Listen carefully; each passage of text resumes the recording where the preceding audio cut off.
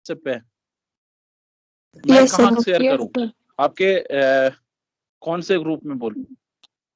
MS Teams पे sir channel group number 3 में? Yes, sir. Yes, sir.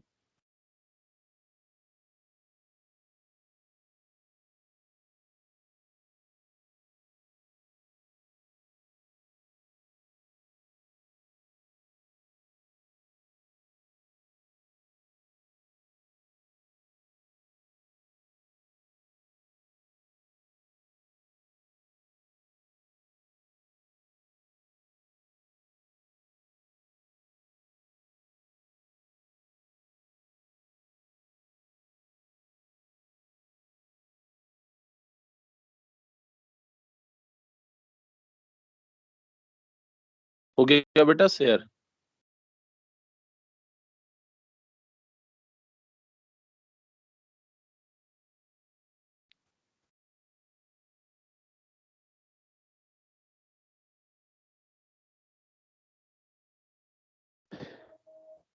Sir किया आपने शेयर? हाँ जी बेटा, देखो बैच नंबर 3 में मैंने किया, 2 में तो बनाया ही था, मीटिंग आईडी ही था, और कुछ लोगों को वो लिंक मिला होगा वहां से, व्हाट्सएप पे भी आया होगा, तो आप वहां से भी ज्वाइन कर सकते हैं, या यहाँ आपको चैट में भी दिखेगा 03 में।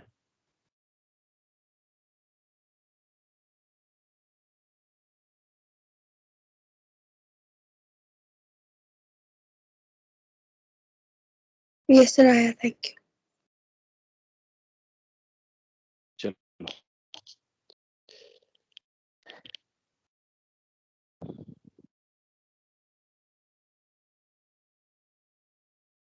Geometry.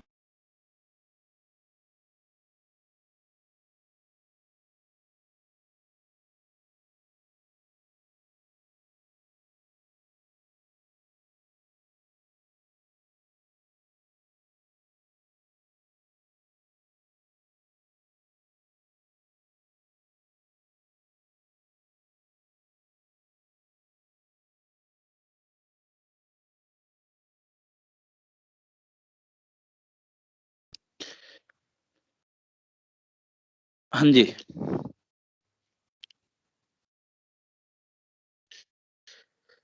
चले देखें इस चैप्टर में क्या क्या हमें पढ़ने हैं, और कितना इसका रोल प्ले होता है नीट के पॉइंट ऑफ व्यू से, कितना इंपॉर्टेंट होता है ये।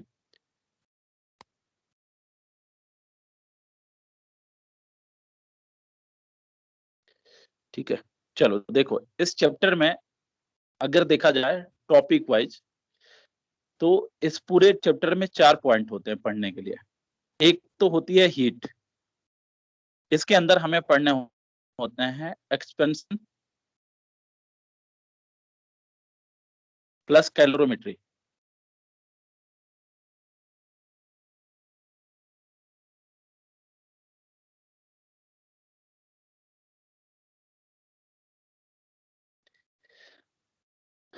सेकंड पॉइंट जो होता है वो पढ़ना होता है हीट ट्रांसमिशन। हीट ट्रांसमिशन आपके मॉड्यूल में ये एंड ये दोनों को एक ही चैप्टर में दिया हुआ है, जो थर्मल एक्सपेंशन करके दिया हुआ है। एंड थर्ड पॉइंट जो होती है वो होती है KTG,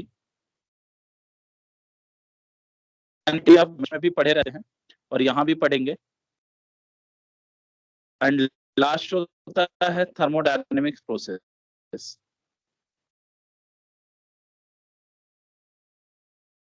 thermodynamics process, adiabatic, isothermal, isobaric and isochoric करके, तो ये 4 तो और भी पढ़े होते हैं, इसमें ज्यादा ही पढ़ने होते हैं।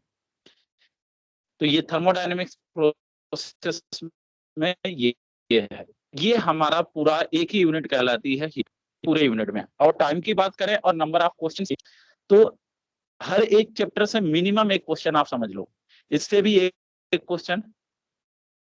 सेकंड पॉइंट यानी हीट ट्रांसमिशन से भी मिनिमम एक, कभी कभी आता है, केटीजी से भी एक आता है, एंड प्रोसेस से भी 1 या 2 हो जाता है। तो मिनिमम कितने क्वेश्चन बनने वाले हैं इस टॉपिक से? तो 4 क्वेश्चन बनते हैं मिनिमम, लेकिन मैक्सिमम 5-6 भी बन सकते हैं अगर 45 की बात करें तो। जेई के पॉइंट ऑफ व्यू से इससे एक क्वेश्चन और इससे एक क्वेश्चन तो फिक्स है। तो जेई के पॉइंट ऑफ व्यू से मिनिमम 3 क्वेश्चन बन जाते हैं, 2 तो ये फिक्स है और बाकी इनसे मिला करके एक क्वेश्चन बन जाते हैं। तो जेई में 3 क्वेश्चन मिनिमम होते हैं और थर्मोडायनेमिक्स से आपका नीट की बात करें तो मिनिमम 4 क्वेश्चन होते हैं, मैक्सिमम 5-6 भी हो सकते हैं। अब रही बात, ये तो हमने इसका इंपॉर्टेंट बता दिया आपके नीट के पॉइंट ऑफ व्यू से। और टाइम की बात करें तो हम आज इतना पोर्शन कवर करने वाले हैं, अगर हो सके तो ये भी कवर करेंगे, बट आज मुझे नहीं लगता है कि ये कवर होगा 2 घंटे की क्लास में, ये तो नहीं होगा। यही कवर होगा एक्सपेंशन तक, और ये भी एक क्लास लगेगी, तो ये आपकी जो रेगुलर क्लासेज होती हैं उसमें चलेगा। इसमें 4 लेक्चर लगेगा और इसमें 2 लेक्चर लगेगा और इसमें बहुत सारे लगते हैं, यानी 10-12 के ऊपर ही लग जाएंगे।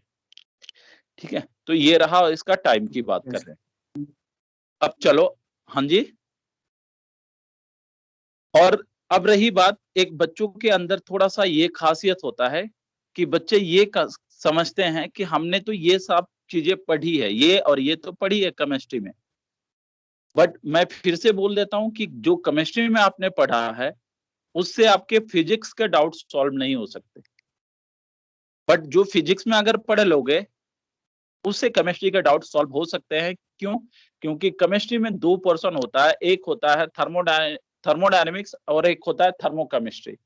तो थर्मोकेमिस्ट्री वाला सिर्फ केमिस्ट्री वाले ही टीचर पढ़ा पाएंगे, यानी उसमें इक्वेशन वगैरह होती है, एक्सोथर्मिक एक्सोथर्मिक करके पढ़ेंगे हम लोग, और जी वगैरह की वैल्यू निकालनी होती है, तो वो एक अलग ही चीज होती है, वो हमें नहीं पढ़ने हैं। हमें इसमें प्रोसेस एंड केटीजी ही पढ़नी है, लेकिन थोड़ी अच्छे लेवल तक। तो आप ये मन से निकाल देंगे कि आपने केमिस्ट्री में पढ़ा है तो यहाँ क्लास अटेंड करने की कोई जरूरत नहीं है, तो ये गलत बात।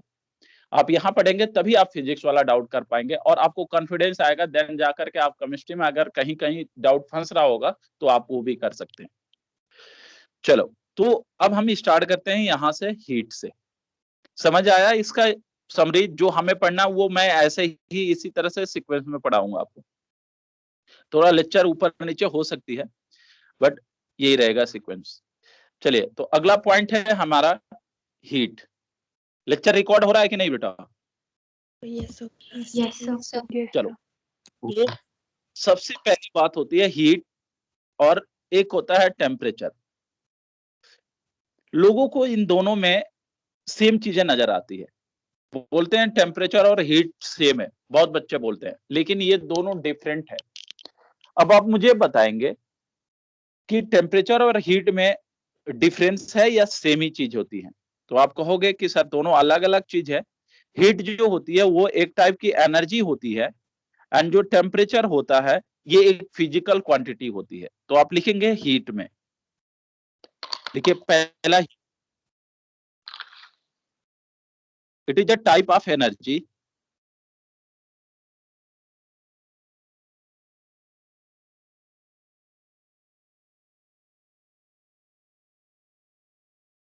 it is a type of energy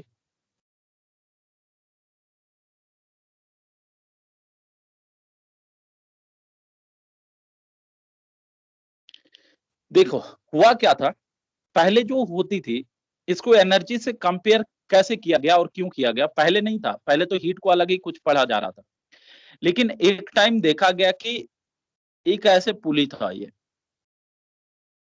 यहां से ब्लॉक लगाए हुए थे और इसको, ये एक्सपेरिमेंट आप देख सकते हैं, ये इसमें ऐसे लगे हुए थे पैडल और इसमें लिक्विड था। जैसे ये ब्लॉक नीचे आएगा ना, ये पैडल घूमने लगता था, पैडल घूमने लगता था तो लिक्विड जो होती थी उसकी टेम्परेचर राइज हो गई थी। टेम्परेचर राइज होने की वजह से अब ये बोला गया कि यार ये ब्लॉक नीचे जा रहा है, यानी ये वर्क कर रहा है, कौन सा? मोशन अंडर ग्रेविटी का। तो मोशन अंडर ग्रेविटी का हीट ही क्या हुआ, सॉरी, मोशन अंडर ग्रेविटी का वर्क ही किस में कन्वर्ट हो गया? हीट एनर्जी में। तो वहां से बोला गया कि हीट क्या है? एक टाइप की एनर्जी ही होती है। अब एनर्जी होती है तो सारी एनर्जी की प्रॉपर्टीज हीट के साथ भी आ गई, यानी इसकी एनर्जी की क्या क्या प्रॉपर्टी होती है, कैसी क्वांटिटी होती है? स्केलर। तो हीट भी क्या होगी, scalar quantity. Scalar quantity. Unit क्या होता है ये आप बनाओगे नहीं, बस आपको मैंने बोल दिया है ऐसे। यूनिट क्या होगा हीट का, तो जूल। या एक और यूनिट यहां से हम पढ़ेंगे कैलोरी, तो जूल या कैलोरी आप लिखते चले।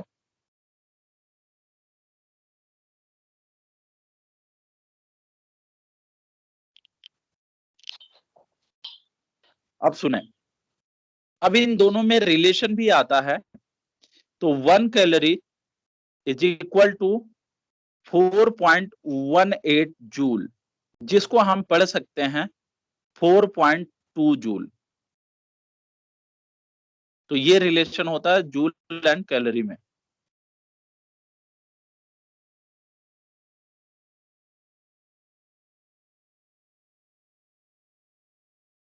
ठीक है बेटा, तो ये रहा आपका हीट। तो हीट क्या है, एनर्जी है। और जो स्केलर क्वांटिटी होती है, यूनिट क्या होती है, तो कैलोरी भी होती है। अब ज्यादातर आप ये यूनिट देखोगे यहाँ पे इस चैप्टर के अंदर, हीट की एनर्जी की यूनिट जो होती है वो कैलोरी होती है, उसको हम कन्वर्ट करेंगे जूल में अगर जरूरत पड़ेगी तो। चलिए अगला पॉइंट, टेम्परेचर।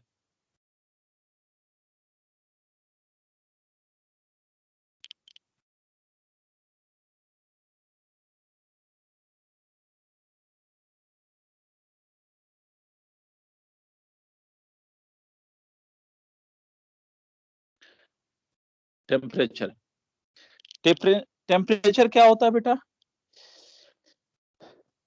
ये डिग्री ऑफ हॉटनेस और कूलनेस को मेजर करती है। ये एक फिजिकल क्वांटिटी होती है जो डिग्री ऑफ हॉटनेस या कूलनेस को मेजर करेगी। तो लिखिएगा, it is a physical quantity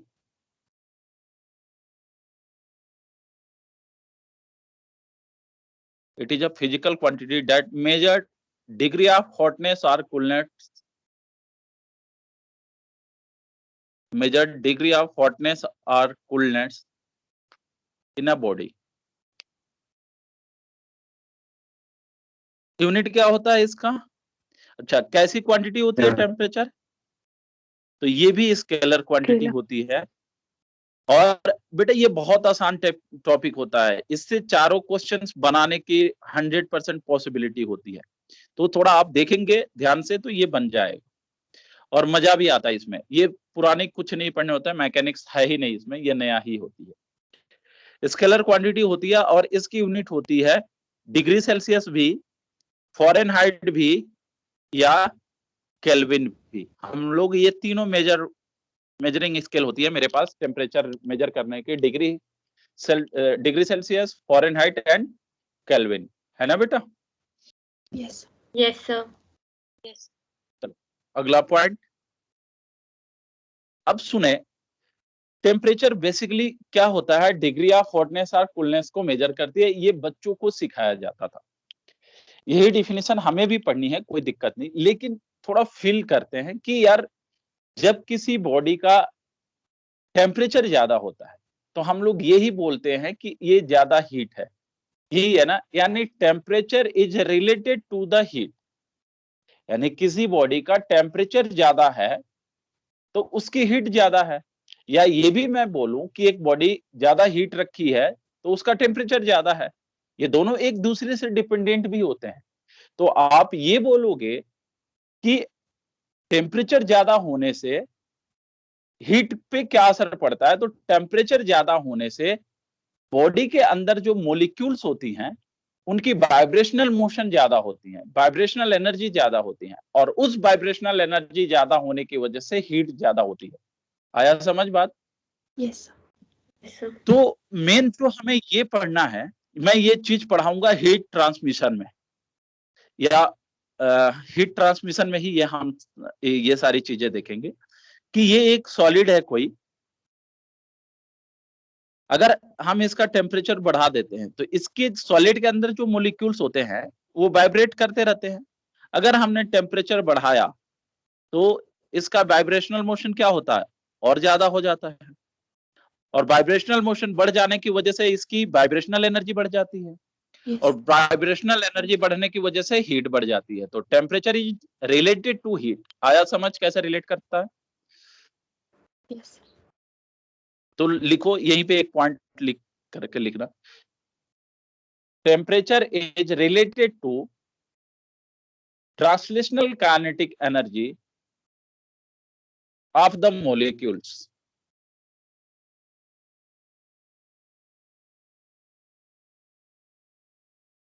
translational kinetic energy of the molecules. Sir फिर से बोलिए। Temperature is related to the translational kinetic energy of the molecules.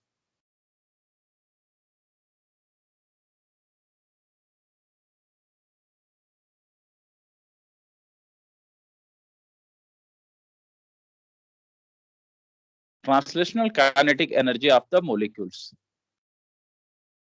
ठीक है बेटा, चलिए अब ये दो डिफिनीशन हो चुका, कौन कौन सा, heat and temperature. I hope ये आपको आया होगा समझ। इन दोनों में कोई सिमिलरिटी नहीं होती है, ये दोनों अलग ही होते हैं। आगे देखें, अब हमें पढ़ने हैं यही सब चीजें। तो ये बताओ, पहली बात आती है कि सर आपने टेम्परेचर के 3 रिलेशन लिखे, उन तीनों रिलेशन में कोई मतलब ऐसा 3 यूनिट लिखा, degree Celsius, Fahrenheit and Kelvin. इन तीनों में हम रिलेशन कैसे निकालते हैं ये लिखेंगे। तो अगला पॉइंट है आपका थर्मोमेट्री।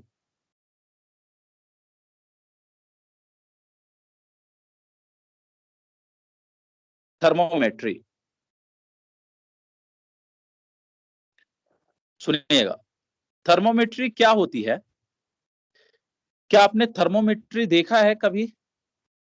तो थर्मोमेट्री नहीं देखा होगा, आपने थर्मामीटर देखा होगा। तो थर्मोमेट्री क्या है?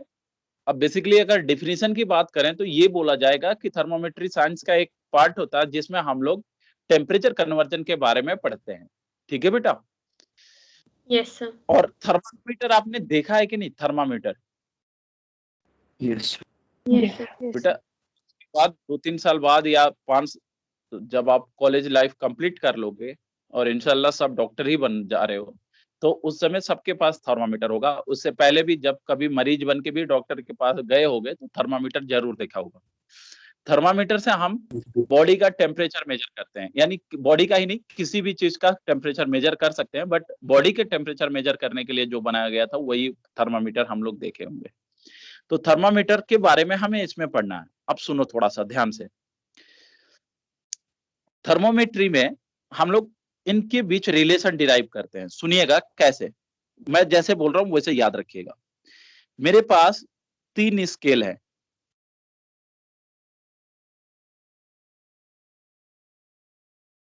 और एक मैं अलग बना लेता हूं, आकाश प्लस बैजू स्केल, ये चौथा, या इसको बोलते हैं डिफॉल्ट।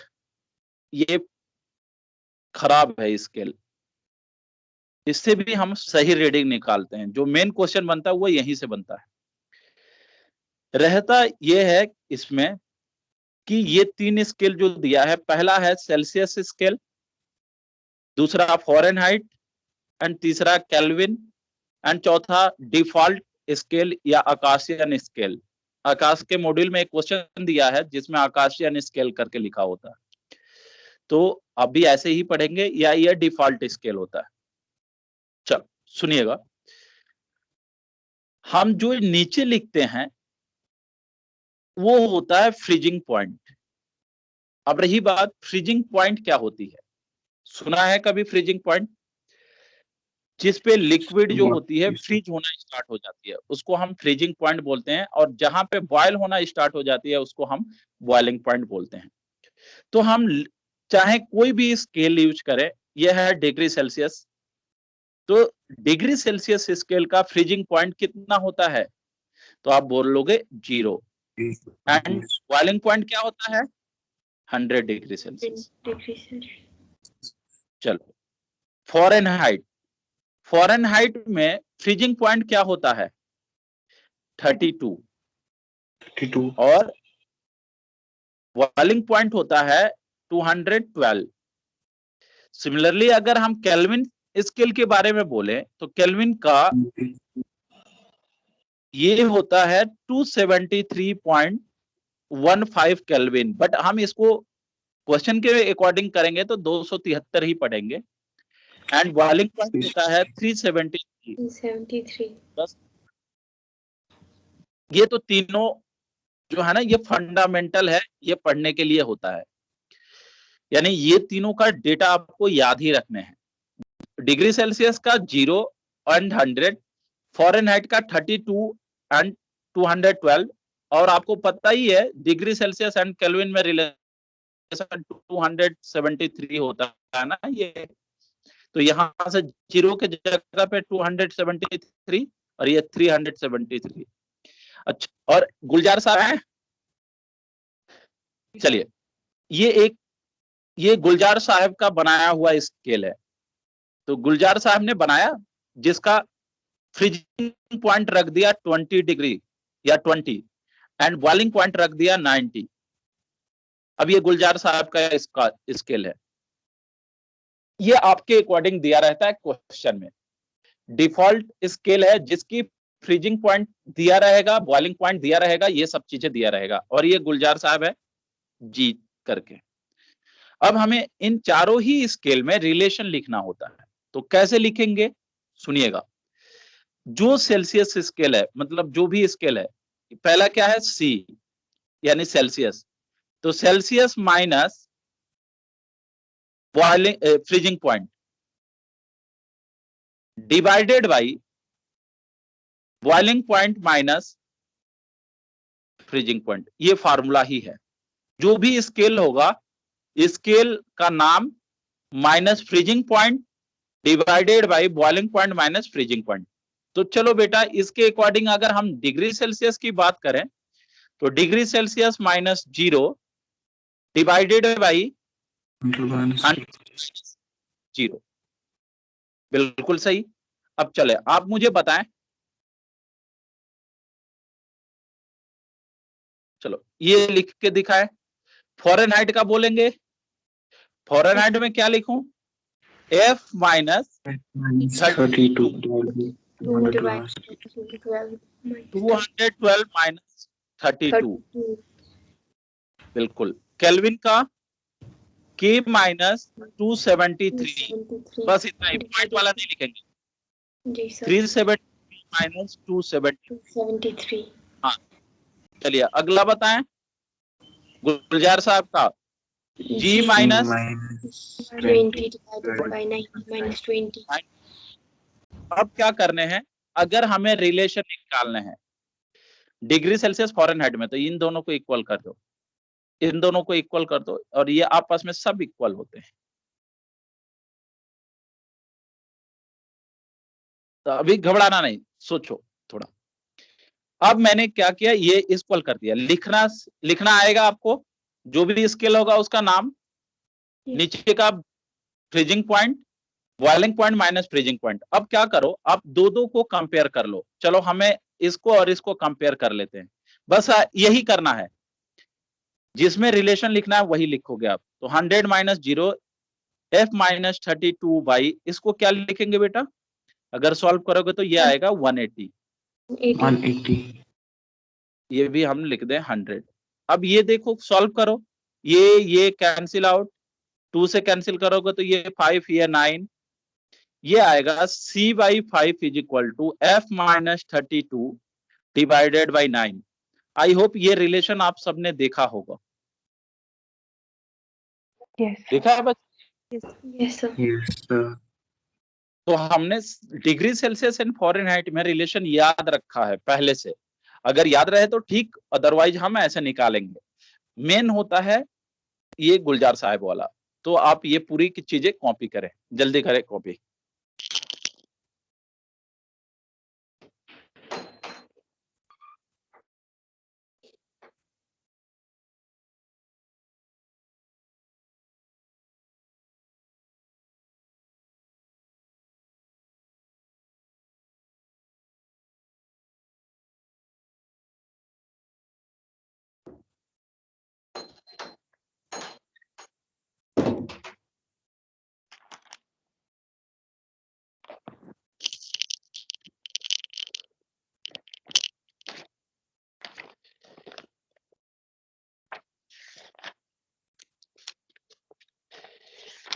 ये वादा करो सब अपने आप से कि इस चैप्टर से एक भी क्वेश्चन छोड़ेंगे नहीं, चाहे कहीं का भी हो। मॉड्यूल अगर आप पूरा करोगे, टाइम दो बेटा, थोड़ा पढ़ने में टाइम दे दोगे तो बस हो जाएगा। अब लास्ट के चल रहा है मैकेनिक्स। मैं ये मानता हूं ना कि अगर मैकेनिक्स आपने नहीं आया, आपकी लाइफ में अभी तक मैकेनिक्स अगर नहीं भी आई आपको समझ, या आपसे नहीं बन रहा है, तो भी आप नीट में सिलेक्ट हो सकते हो, अगर उसके अलावा बाकी सब चीजें आने लगी तो। मैकेनिक्स से मैक्सिमम 6 से 7 क्वेश्चन आने हैं पूरे मैकेनिक्स मिला के, जो अभी तक हम लोग पढ़े रहे थे, उससे ज्यादा क्वेश्चन नहीं आएगा।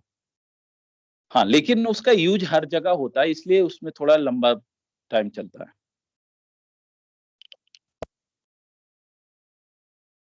ग्रेविटेशन उतना छोटा टॉपिक, 2 क्वेश्चन आता है उससे। फ्लूइड मैकेनिक्स भी थोड़ा लंबा है, इससे भी 2 क्वेश्चन आता है। थर्मोडायनेमिक्स से मिनिमम 4 क्वेश्चन, एसएचएम से 1, वेव से 2, यानी 3 वही हो गया। तो आप मान लो थर्मोडायनेमिक्स से 5 क्वेश्चन और एसएचएम वेव से 4 क्वेश्चन मान लो, 9 क्वेश्चन, 10 क्वेश्चन तो इधर से बन ही गए। 11th 10 निकाल लोगे तो 12th निकाल ही लोगे। सिलेक्शन के लिए आपको 45 नहीं करने होते हैं, सिलेक्शन के लिए मैं बोल रहा हूँ, अच्छे रैंक के लिए तो चलो पूरा करना होता है। चलिए आइए, लिख लिया बेटा ये?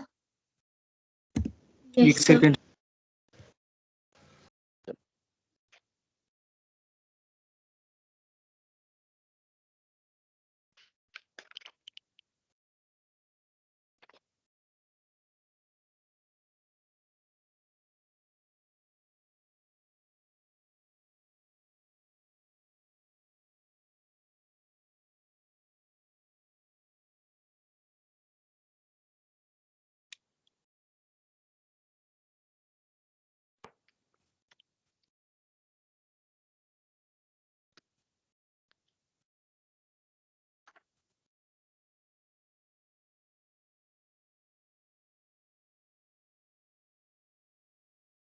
किसी को भी इक्वल कर सकते हो आप इनको, और इनमें रिलेशन निकालनी हो तो इन दोनों को ही इक्वल कर लोगे।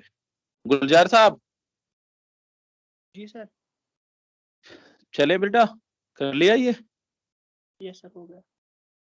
आइए अगला, इसी पे एक क्वेश्चन करके देख लेते हैं। लिखो, ए डिफॉल्ट स्केल, देखो a default scale has freezing point, a default scale has freezing point 10 degree Celsius, 10 degree Celsius नहीं, बस ऐसा 10, and boiling point 150. A default scale have freezing point 10 and boiling point 150.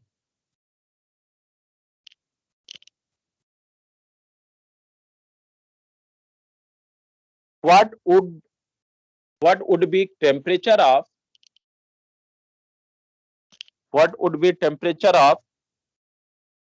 30 degrees Celsius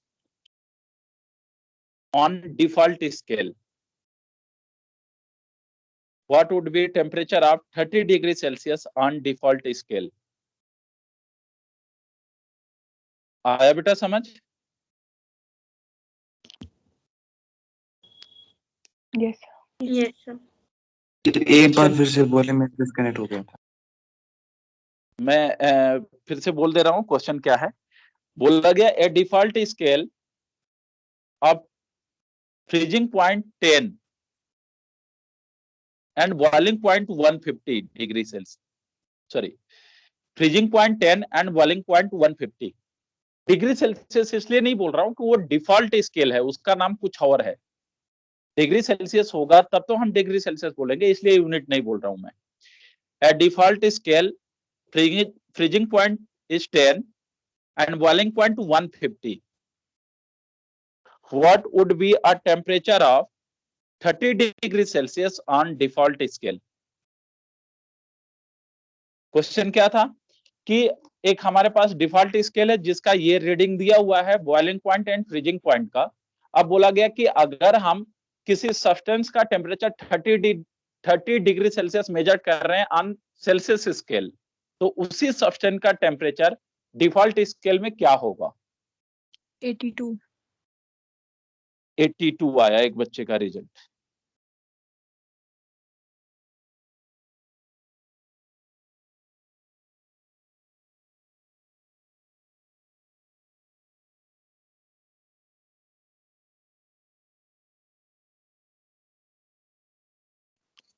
sir 52। चलो एक का 82, 52, 52 yes sir. चलो आजा देख लेते हैं। हमें डिग्री सेल्सियस और ये डिग्री सेल्सियस दिया है और डिफॉल्ट में रिलेशन निकालना है, तो ये बना लो दो।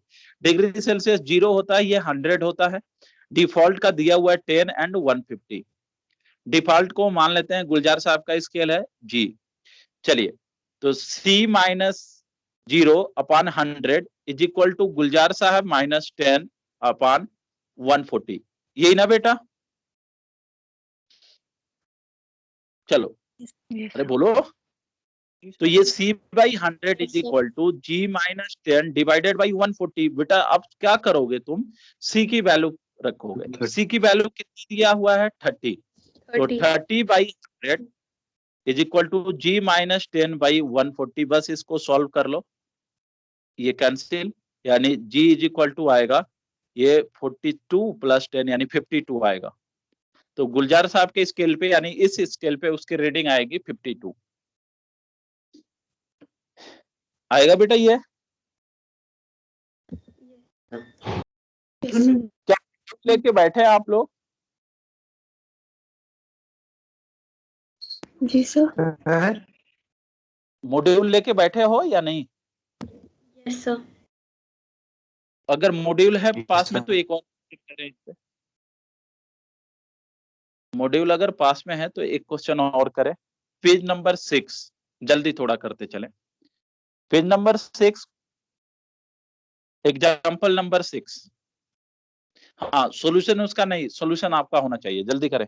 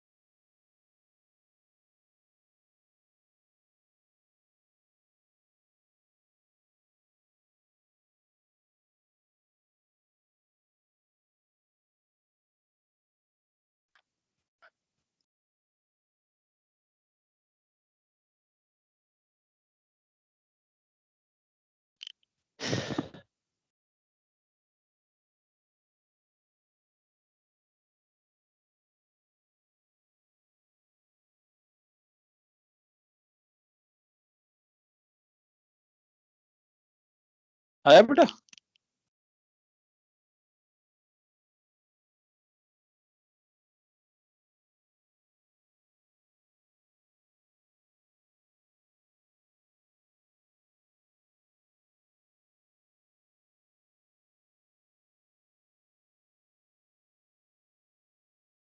अरे बोलो, आया आंसर या नहीं?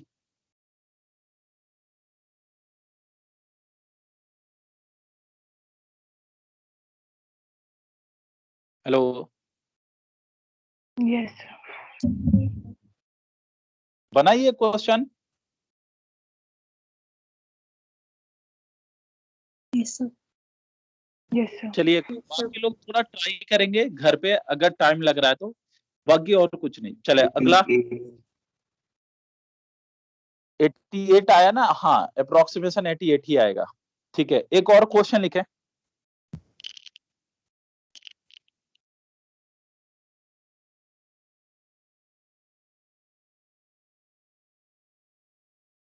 at what temperature at which at what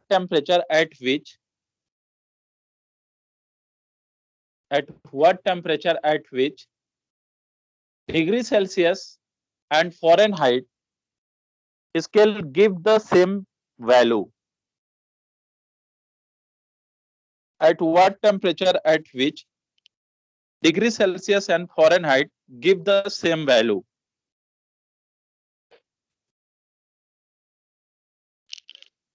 जल्दी. At what temperature at which degree Celsius and Fahrenheit give the same value?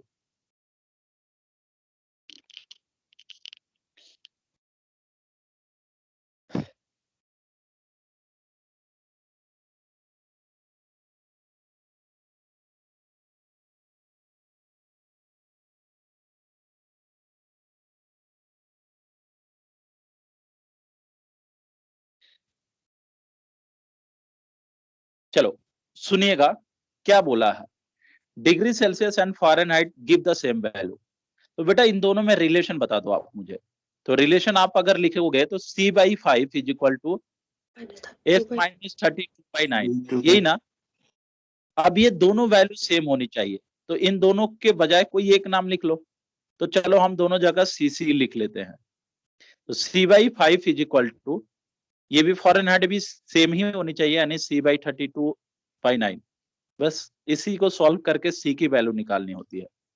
तो ये क्रॉस प्रोडक्ट करो, इससे इससे और इसका में इसमें. तो 9C is equal to 5C minus 160. तो ये आएगा इधर, ये गया 4C is equal to minus 160. तो C is equal to minus 40 degree Celsius. आया बेटा? Yes, sir. Yes. चलिए, तो ऐसे भी आपसे पूछे जा सकते हैं क्वेश्चंस. थर्मोमेट्री भी कंप्लीट हो गई. क्या कन्वर्जन में आपको कोई दिक्कत? डिफॉल्ट थर्मामीटर से आप रीडिंग निकाल सकते हैं? Yes, sir. Yes, sir. चलो, अब अगला पोर्शन है आपका एक्सपेंशन, थर्मल एक्सपेंशन.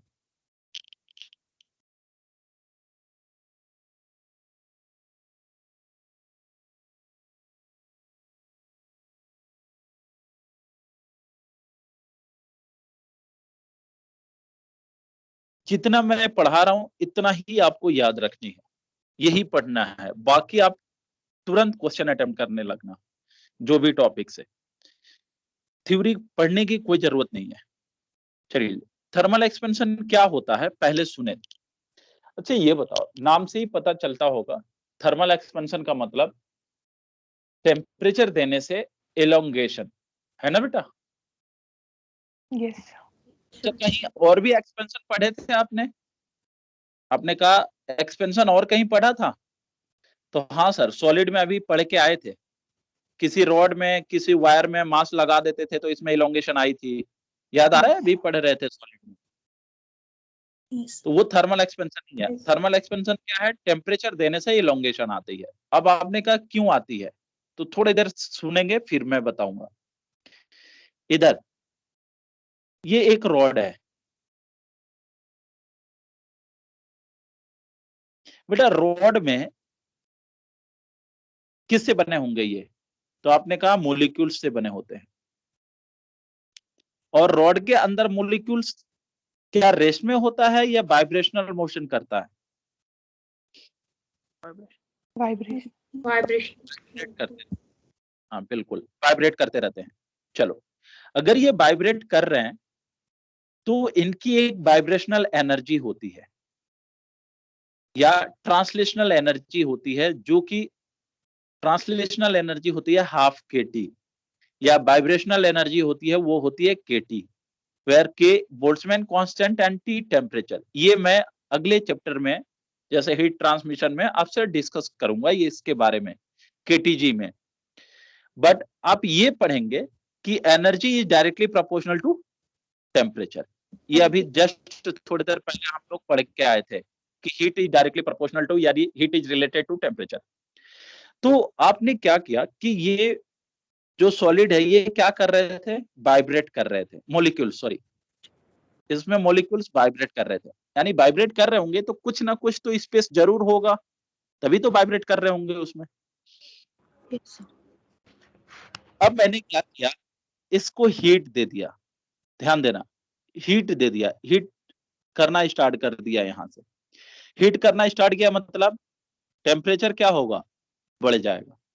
टेम्परेचर बढ़ेगा मतलब वाइब्रेशनल एनर्जी बढ़ जाएगी। वाइब्रेशनल एनर्जी बढ़ जाएगी मतलब पहले अब यहां तक जा रहा था तो अब थोड़ा और दूर तक जाएगा, है कि नहीं? Yes, sir. Yes, sir. Yes, sir. जा करके अपने पड़ोसी मॉलिक्यूल से कोलाइड होकर के उसको और दूर तक भेजेगा और अपना स्पेस बढ़ा करके यहाँ वाइब्रेट करेगा। सेम टू सेम इसके पड़ोसी मॉलिक्यूल्स भी क्या किया कि ये भी अपने पड़ोसी से जाके कोलाइड करके उसको दूर तक भेज दिया और अपनी स्पेस बड़ा कर लिया। सेम टू सेम उसके पड़ोसी मॉलिक्यूल्स भी यही काम किया। ऐसे ही अगर सब करने लगे तो जो मॉलिक्यूल्स के बीच का सेपरेशन पहले था और जो फाइनल टेम्परेचर बढ़ाने के बीच का होगा, मतलब उसके बाद होगा, क्या वो दोनों सेपरेशन सेम होंगे या बाद वाला टेम्परेचर बढ़ाने पे थोड़ा सा रॉड में लगेगा कि रॉड की लेंथ ही बढ़ गई, Length बढ़ गई. Yes. लेंथ बढ़ गई, तो इसी इलोंगेशन को हम बोलते हैं थर्मल एक्सपेंशन। आई बातें समझ? Yes, sir. तो थर्मल एक्सपेंशन से बेसिकली होता क्या है कि जब हम किसी सॉलिड को या रॉड को हीट देते हैं तो उनके मॉलिक्यूल्स के बीच के सेपरेशन क्या हो जाते हैं, इंक्रीज हो जाते हैं। और Increase. सेपरेशन इंक्रीज हो जाने की वजह से फाइनल लेंथ भी क्या होती है, इंक्रीज हो जाती है। Increase. और वही चेंज इन लेंथ को हम लोग थर्मल एक्सपेंशन बोलते हैं। आया समझ? Yes, sir. चलो, तो आपको इसमें जो मर्जी वैसे लिख लो। तो थर्मल एक्सपेंशन में लिख लेना, इन दिस एक्सपेंशन क्या होता है, separation between molecules is increases, then finally length of rod are also increases.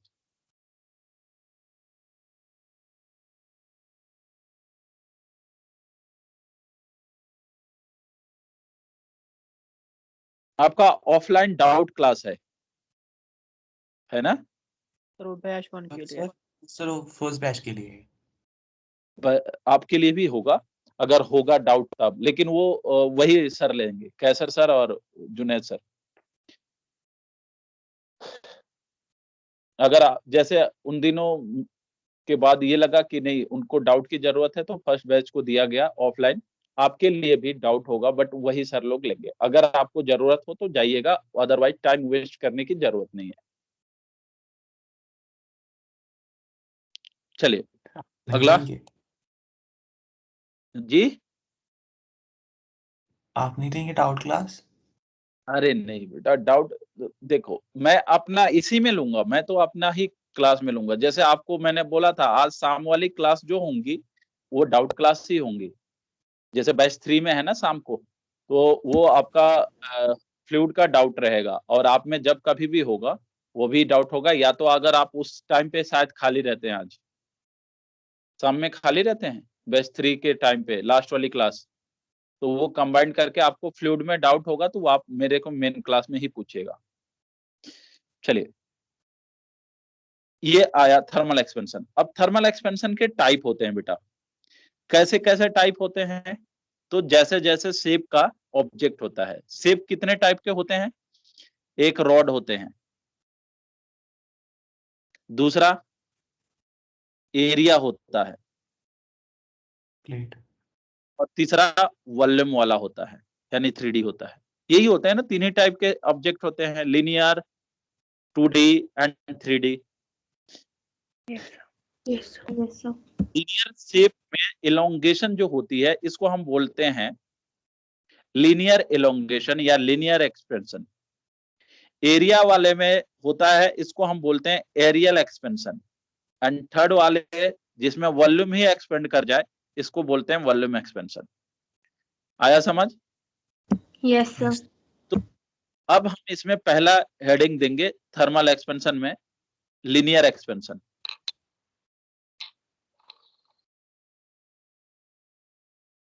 Linear expansion,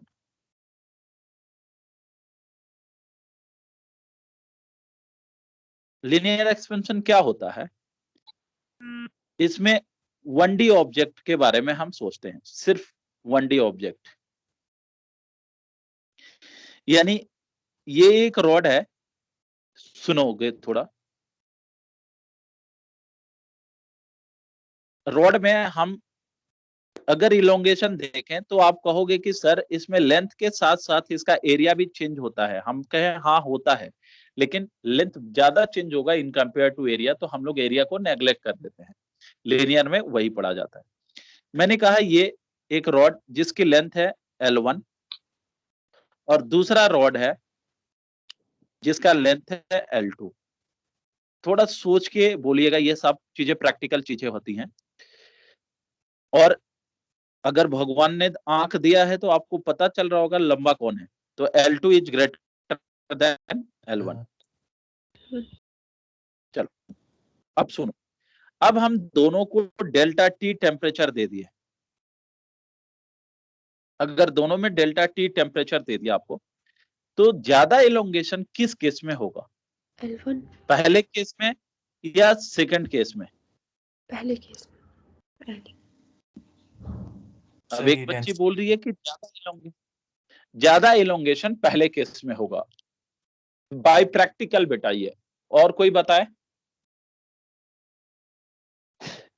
इसमें सोच ना, दोनों सेम टाइप के मटेरियल हैं, सेम टाइप के मटेरियल हैं और सेम थिकनेस के हैं, लंबाई थोड़ी अलग है। जल्दी जल्दी बोल। सेम इलोंगेशन होगी, सेम एक्सपेंशन सर। हाँ देखो, इधर इधर आओ, टाइम पास नहीं करने हैं। डेंसिटी सेम होगी तो ठीक बोलोगे, लेकिन लेंथ पे भी तो डिपेंड करेगा। अब मैं बताता हूं, अभी थोड़ी देर पहले इलोंगेशन था क्या? तो आपने बोला मॉलिक्यूल्स के बीच का सेपरेशन। अब सुन लो, पहले मान लो कि एक लाइन में 5 बच्चे थे, ऐसे थे, और दूसरे लाइन में 10 बच्चे हैं। अब मैंने कहा कि क्या हुआ कि इन दोनों लाइन में कोविड की वजह से सोशल डिस्टेंसिंग मैनेज करनी है, यानी 1-1 मीटर की डिस्टेंस होनी चाहिए। तो पहले मान लो ये L1 लेंथ तक थे और ये पहले भी ज्यादा लोग थे, ज्यादा मॉलिक्यूल्स थे, तो L2 लेंथ तक थे। अब सोशल डिस्टेंसिंग अगर हुआ तो ज्यादा इलोंगेशन किस केस में हो जाएगा? L2 में। यानी जिसमें ज्यादा मॉलिक्यूल्स हैं वो अब अपने से दूसरे मॉलिक्यूल्स से के बीच का सेपरेशन बढ़ाएंगे, तो ज्यादा किस में इलोंगेशन होगा? L2 तो मैं ये बोल सकता हूं कि change in length in linear expansion is directly proportional to initial length. Initial length जितना बड़ा होगा उतना चेंज ज्यादा होगा। क्या ये बातें समझ आई? Yes sir. चल, तो पहली बात तो ये रही। है ही नहीं क्या कह रहा है ये? सर, ये केस है ही नहीं, ये तो सेम मटेरियल है ना, तो इसमें कहाँ से मॉलिक्यूल्स की डिस्टेंस डिफरेंट होगी? बेटा नंबर ऑफ मॉलिक्यूल्स तो ज्यादा है, नंबर पे डिपेंड करता है इधर। इधर ये कहाँ रहता है? थोड़ा सोच बेटा, ये पहले वाले में कितने मॉलिक्यूल्स थे? मान ले पहले वाले में 10 मॉलिक्यूल्स हैं और सबने अपना अपना बीच का सेपरेशन 0.1 mm बढ़ाया। इसमें कितने मॉलिक्यूल्स होंगे? 10 होंगे या उससे ज्यादा होंगे? क्योंकि इसकी लेंथ ज्यादा है, तो नंबर ऑफ मॉलिक्यूल्स तो ज्यादा होंगे कि नहीं? बोलो कहां गया ये? Yes sir. तो नंबर ऑफ मॉलिक्यूल्स ज्यादा होंगे, तो ये भी अगर सबने सेपरेशन बढ़ाया, डेल्टा टी दिया, सेम टेम्परेचर डिफरेंस दिया, सबने जैसे इसमें 0.1 का इलोंगेशन आ रहा था, तो इसमें जरूर 0.1 से ज्यादा आना चाहिए। आया कि नहीं समझ? Yes sir. जी, तो आप लिखोगे, थोड़ा जल्दी करते हैं ना ये सारी चीजें। ये तो हमने इतना आपको फील भी दिला रहा हूं, वरना ये डायरेक्ट फार्मूला बेस होते हैं। Change in length is directly proportional to length, initial length. पहला तो यही रहेगा। अच्छा, दूसरी बात है, दूसरा ऑब्जर्वेशन बेटा देखना इधर थोड़ा। मैंने कहा 2 लेंथ है, सॉरी 2 रॉड है, दोनों रॉड की लेंथ सेम है। ये भी है L1 लेंथ तक, और ये भी है L1 लेंथ तक का, ऐसा दिया हुआ है। ठीक, अब मैंने ये बोला, थोड़ा ध्यान देना, इसमें भी डेल्टा टी टेम्परेचर इंक्रीज कर दिया, इसमें भी डेल्टा टी, सॉरी टेम्परेचर अलग अलग कर दिया। दोनों सेम लेंथ के रॉड हैं, लेकिन पहले वाले में डेल्टा T1 टेम्परेचर इंक्रीज किया, दूसरे वाले में डेल्टा T2 टेम्परेचर इंक्रीज किया। अब आप मुझे बताओगे, अगर मैं बोलूं कि delta T2 is greater than delta T1, तो इनमें से ज्यादा इलोंगेशन किस केस में होगा, पहले में या दूसरे में? दूसरे केस में। दूसरे में दूसरे केस में ज्यादा, जहां टेम्परेचर डिफरेंस होगा वहां पे ज्यादा होता है, तो हम लिखेंगे delta L is also directly proportional to change in temperature. अगर हम इन दोनों को मिला के पढ़ें तो delta L is directly proportional to L into delta T। अब ये अगर प्रोपोर्शनलिटी साइन हटा दूं मैं, तो यहाँ एक कांस्टेंट आता है जिसको हम लिखते हैं alpha into delta T, where alpha क्या होता है बेटा? Linear expansion coefficient.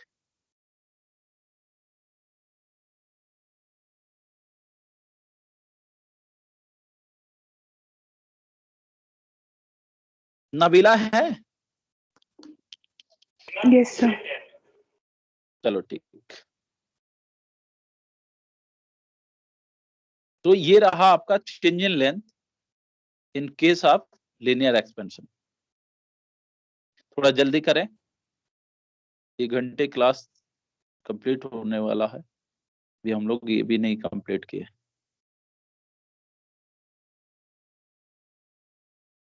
अच्छा,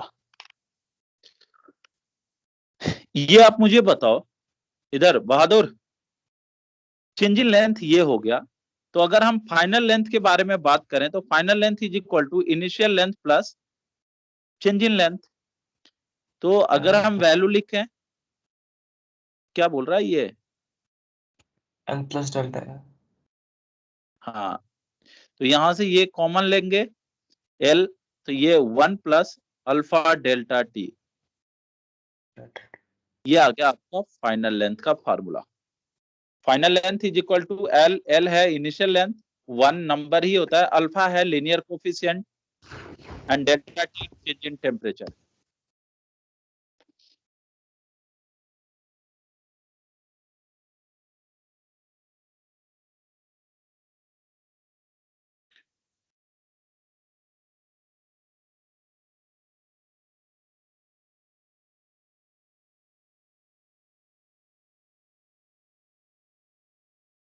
मैं एक मैसेज देना चाहता हूं बाकी बच्चों को। आपको पता चला होगा कुछ दिन पहले एक काउंसलिंग सेशन हुआ था, पता तो जरूर चलेगा बेटा। मैंने उस काउंसलिंग सेशन में भी ये पॉइंट बोली थी और आज भी बोल देता हूं कि फिर से उस बैच में सिलेक्ट होने का मतलब ये नहीं रहा कि आपको स्पेशल ट्रीटमेंट दी जाएगी। आप भी वही हो, और आगे की समय बहुत ज्यादा है अभी, आप खुद को बेटर बनाओ। आपका कंपटीशन आप ही के दोस्तों के साथ है, तो सिर्फ आप उनसे कंपीट करते रहें, बाकी वैसे सिलेक्शन बहुत बार होगा।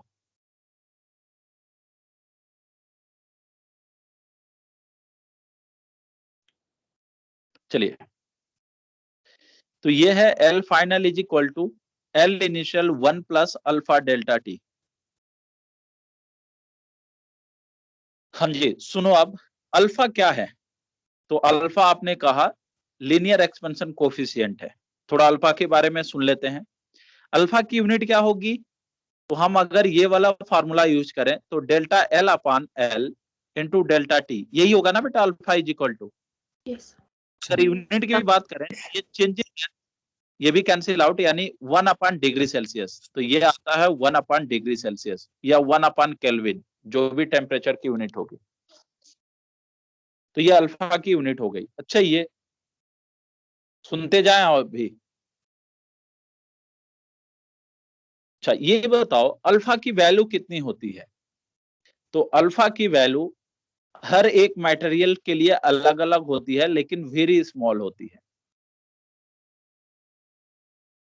अब हमने कहा सर ये कैसे आपने बोल दिया कि वे बहुत छोटी होती है। अच्छा ये बताना है, प्रैक्टिकल चीजें हैं या तजुर्बा है मेरे पास, आपसे ज्यादा एज का हो गया हूं, तो अल्फा की वैल्यू छोटी क्यों होती है उसके बारे में मैं बोल रहा हूं। मैंने बोला 1 मीटर का कोई स्केल है, रॉड है, क्या मैं उसको हीट करके 2 मीटर बना सकता हूँ या 1.5 मीटर बना सकता हूँ? No. No, sir. Yes, sir. No sir. अगर आप 1 मीटर की रॉड है ना, तो उसको आप बहुत ज्यादा इलोंगेट करोगे, बहुत ज्यादा हीट दोगे, तो वो 1.001 इतने मीटर तक ही जाएगी या 1.1 मीटर तक ही जाएगी। ये नहीं कि 1 मीटर का रॉड को हीट करके आप 2 मीटर बना लोगे। बात समझ आई? Yes, sir. Yes, sir. जो लेंथ में चेंज होती है वो बहुत छोटी होती है, तो लेंथ में चेंज अगर छोटी हो जाएगी तो अल्फा भी क्या होता है, छोटा ही होता है। तो ये बहुत ही छोटा नंबर होता है, जिसका ऑर्डर लिखूं तो 10 का पावर -5 का ऑर्डर होता है, ये -5 -6 का ऑर्डर होता है। चलिए, अच्छा तो ये हो गई आपकी लीनियर एक्सपेंशन कोफिशिएंट, जिसका फार्मूला आया L final is equal to L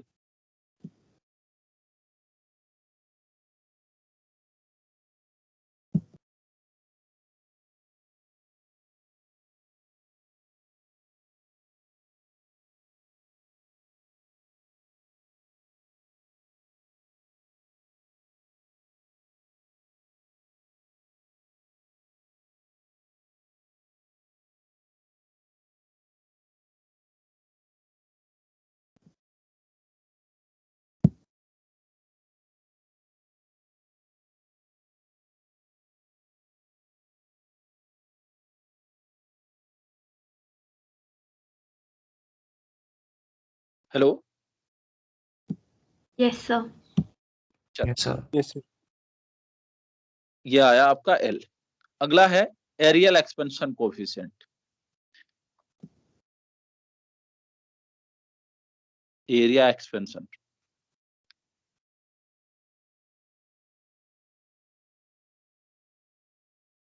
area expansion लिख लो बस, कोफिशिएंट नहीं। चलो आओ बेटा सुनो इधर, मैं ये प्रूफ करने जा रहा हूं एरिया एक्सपेंशन, बाकी वॉल्यूम एक्सपेंशन प्रूफ नहीं करूंगा, डायरेक्ट फार्मूला लिखूंगा। देखिएगा, एरिया एक्सपेंशन में जो ऑब्जेक्ट होगा वो 2D का होगा, 2 डायरेक्शन की होगी। मैंने मान लिया ये एक कोई मेटलिक शीट है जिसकी लेंथ दिया हुआ है L,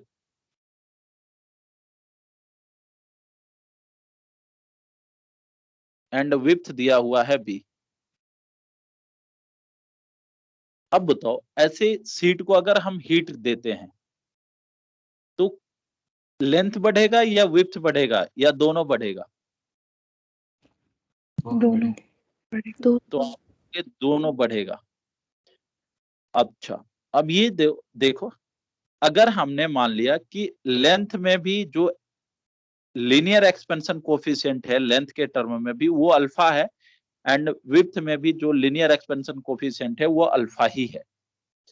ये लीनियर एक्सपेंशन यानी लेंथ में भी अल्फा जैसे ही लीनियर एक्सपेंशन कोफिशिएंट है एंड विड्थ में भी वही है।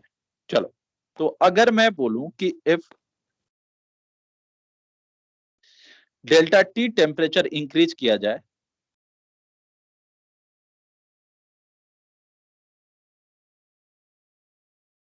to we increase the temperature of sheet delta T, then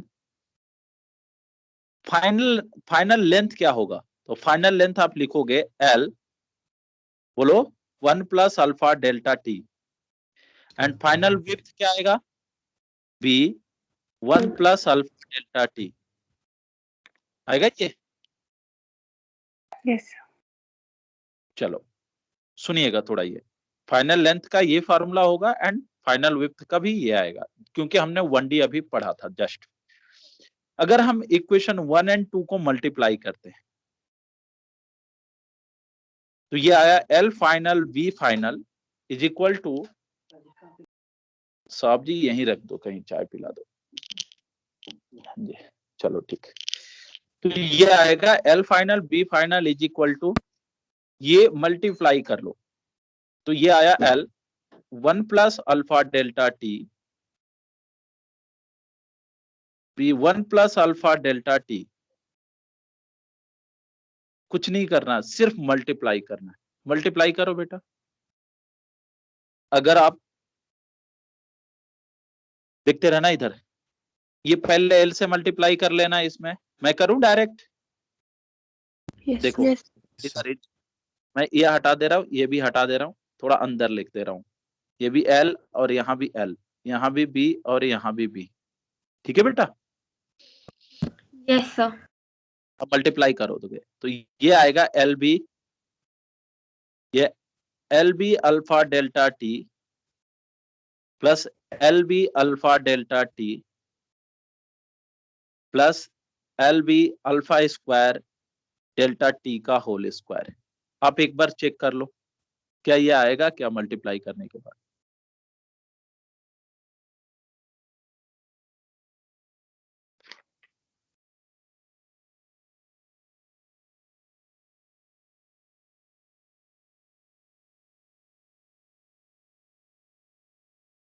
Yes, sir. Yes, sir. चलिए हाँ जी, सुनिए इधर। अब आप क्या करोगे, ये अल्फा स्क्वायर का टर्म है, तो अल्फा क्या है, बहुत छोटी क्वांटिटी है, -5 के अराउंड का। इसका स्क्वायर करेंगे तो अल्फा का पावर 10 का पावर -10 हो जाएगा, यानी ये और छोटी हो जाएगी। तो ये क्या कर सकते हैं हम, इसको नेग्लेक्ट कर लेंगे। तो नेग्लेक्ट अगर हम कर देंगे तो अपना फॉर्मूला बनेगा L final B final is equal to L B. LB. ये देखो एल बी कॉमन ले लिया, तो ये अल्फा डेल्टा टी यानी 1 प्लस 2 अल्फा डेल्टा टी आएगा ये। Yes, sir. Yes, sir. इसको हम बोलते हैं एल बी क्या है, L into B final area. तो final area is equal to L B क्या था, ये शुरुआत का एरिया यानी initial area, 1 plus 2 alpha delta T. अब रही बात, थोड़ा ध्यान से, हम इसको ऐसे फाइनल शेप देते हैं, final area is equal to initial area into 1 plus 2 alpha को लिखते हैं बीटा इंटू डेल्टा टी। अब बता बेटा बीटा की वैल्यू किसके बराबर होगी, तो यहां से beta is equal to 2 alpha लिखेंगे, और बीटा को क्या लिखेंगे हम लोग, area expansion coefficient.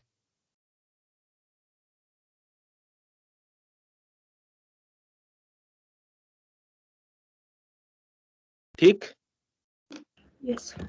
Yes, sir. Beta किसके बराबर होता है, तो 2 अल्फा के बराबर। चलिए कॉपी करें।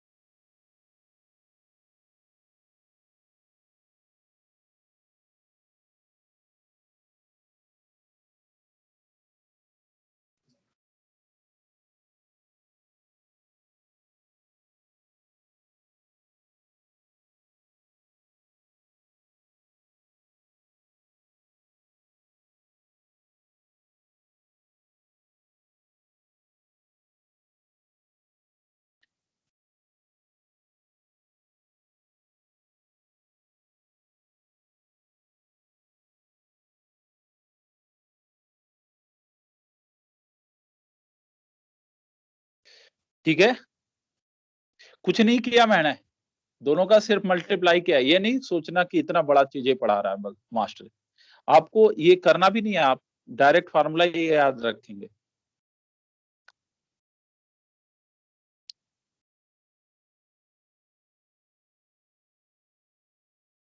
मेरे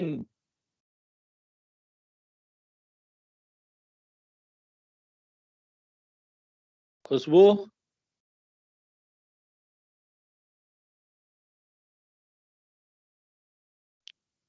खुशबू भी नहीं है। Yes, sir. बैच नंबर 3 की खुशबू हो ना तुम, बैच नंबर 2 की? नहीं, बैच नंबर 3 की। हाँ हाँ,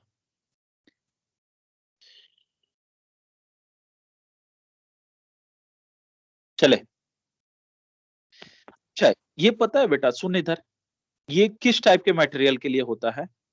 तो ये कहलाता है आइसोट्रोपिक मटेरियल। कौन? ये। अब तुमने कहा ये क्या हो गया, तो आइसोट्रोपिक मटेरियल एक ऐसी मटेरियल होती है जिनमें लेंथ और विड्थ दोनों ही केस में एक्सपेंशन कोफिशिएंट सेम होता है, यानी एक ही टाइप का बढ़ता है, जैसे लेंथ बढ़ेगा उसी रेट से विड्थ भी बढ़ेगा। लेकिन एक और मटेरियल होता है जिनको बोलते हैं हम लोग एनआइसोट्रोपिक मटेरियल, तो उसको आप करके दिखाएंगे। मतलब प्रोसेस यही रहेगा जो मैंने अभी किया, आप खुद कीजिए। आप इसके बाद लिखेंगे फॉर एनआइसोट्रोपिक मटेरियल।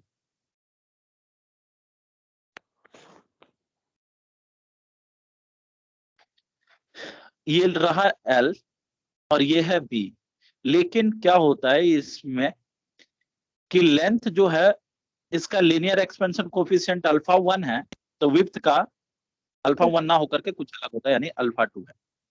चलो, अब इस केस में अगर हम डेल्टा टी टेम्परेचर राइज कर दें तो एरिया में चेंज बताना है आपको।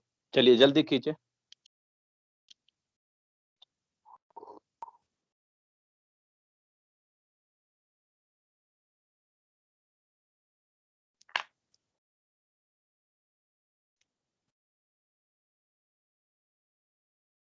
जहरा। Yes, sir. ठीक।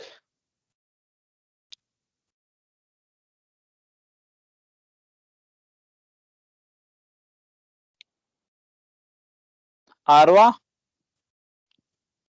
Yes, sir. आपका वो कॉम्बो पैक ज्वाइन करती है?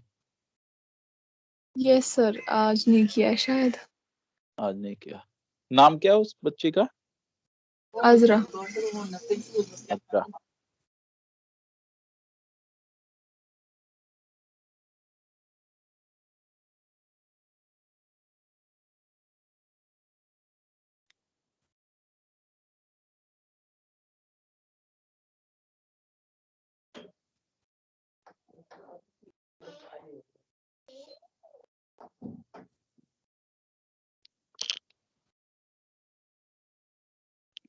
कोई बताएगा? करना यही है।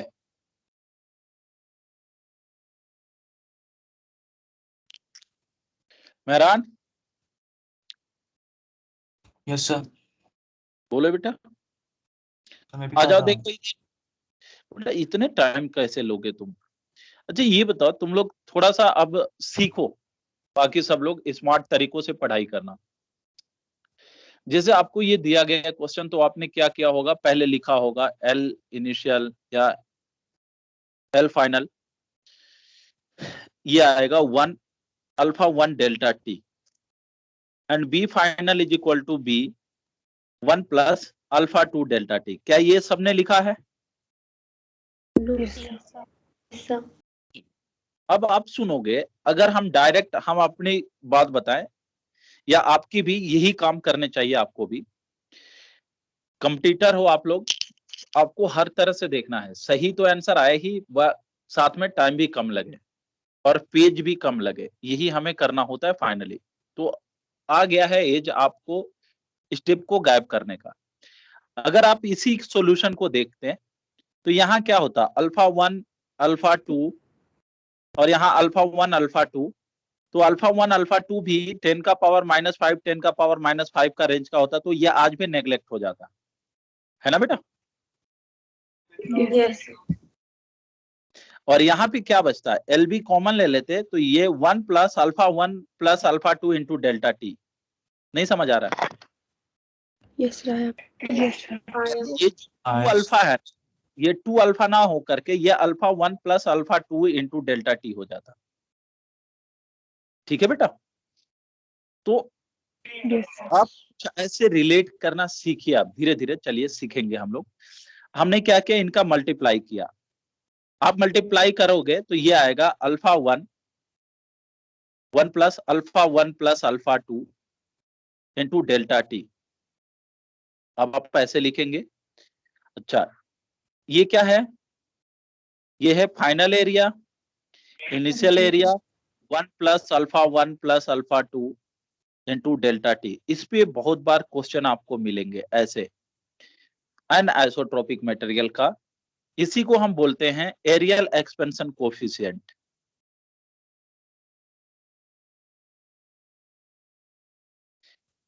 या इसको बोला जाता है इफेक्टिव लीनियर एक्सपेंशन कोफिशिएंट। दोनों का इक्विवेलेंट होता है ये, यानी जनरली जोड़ देते हैं।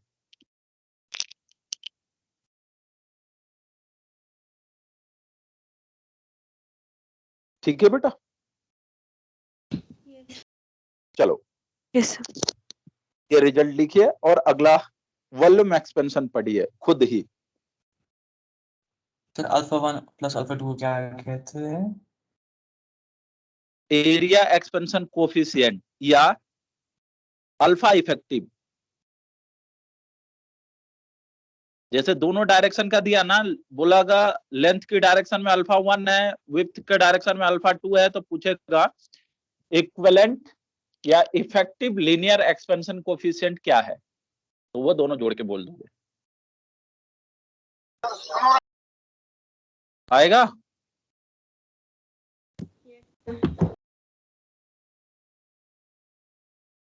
अरे बोलो भाई।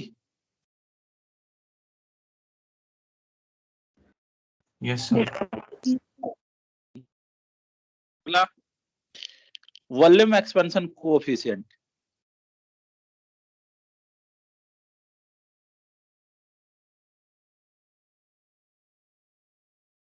वॉल्यूम एक्सपेंशन पहले आप लिखो।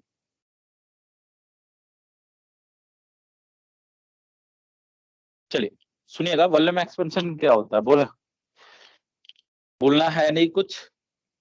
इधर 3D ऑब्जेक्ट में होता है ये, डायरेक्ट फार्मूला लिख लेना, या डिराइव करना हो तो वही LBH का मल्टीप्लाई करेंगे जैसे एरिया में किया था।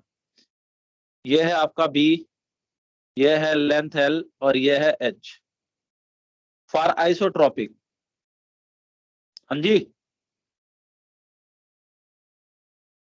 बता बेटा, आइसोट्रॉपिक के लिए क्या आएगा ये? लेंथ ब्रेड्थ और हाइट का अल्फा है।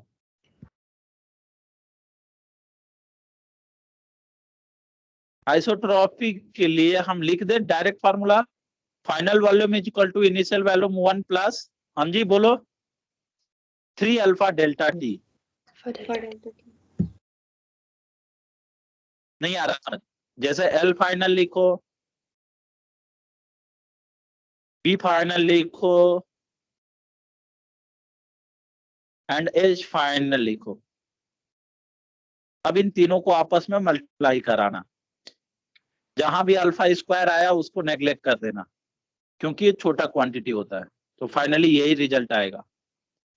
अल्फा स्क्वायर या अल्फा क्यूब आएगा, उसको नेग्लेक्ट कर देंगे। ठीक है बेटा? Yes. तो final volume is equal to initial volume 1 plus 3 alpha को हम बोलते हैं गामा, तो gamma delta T. Sir screen है क्या Screen पॉज हो गया। स्क्रीन नहीं है? pause हो गई screen. एक मिनट, बिल्कुल बिल्कुल अभी आएगा, थोड़ा यहाँ नेट की प्रॉब्लम होगी।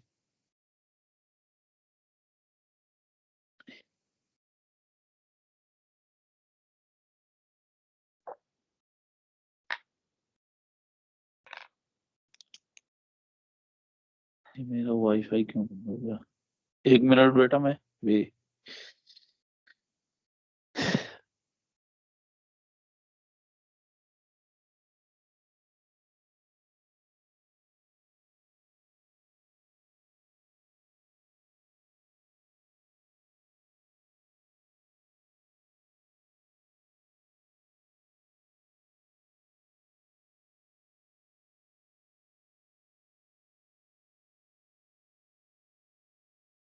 आया बेटा समझ? आपको आ रहा है स्क्रीन अभी? Yes, sir. चलिए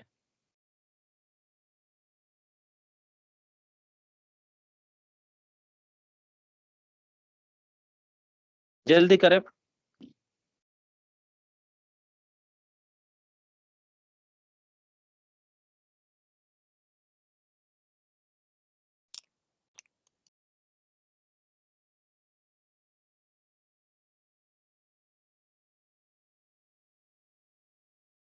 कर लिया बेटा ये कॉपी?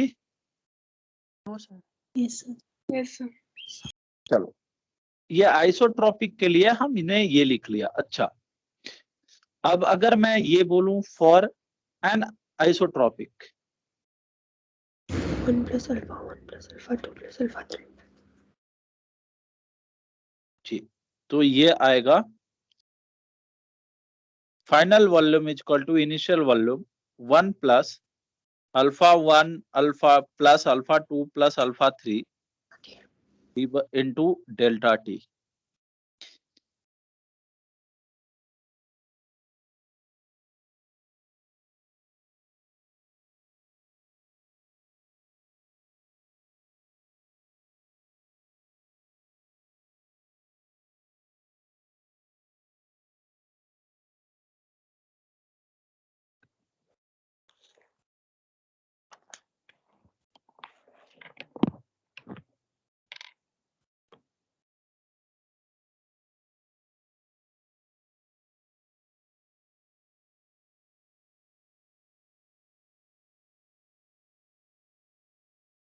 हाँ जी ठीक है। Yes, sir. चलो अगला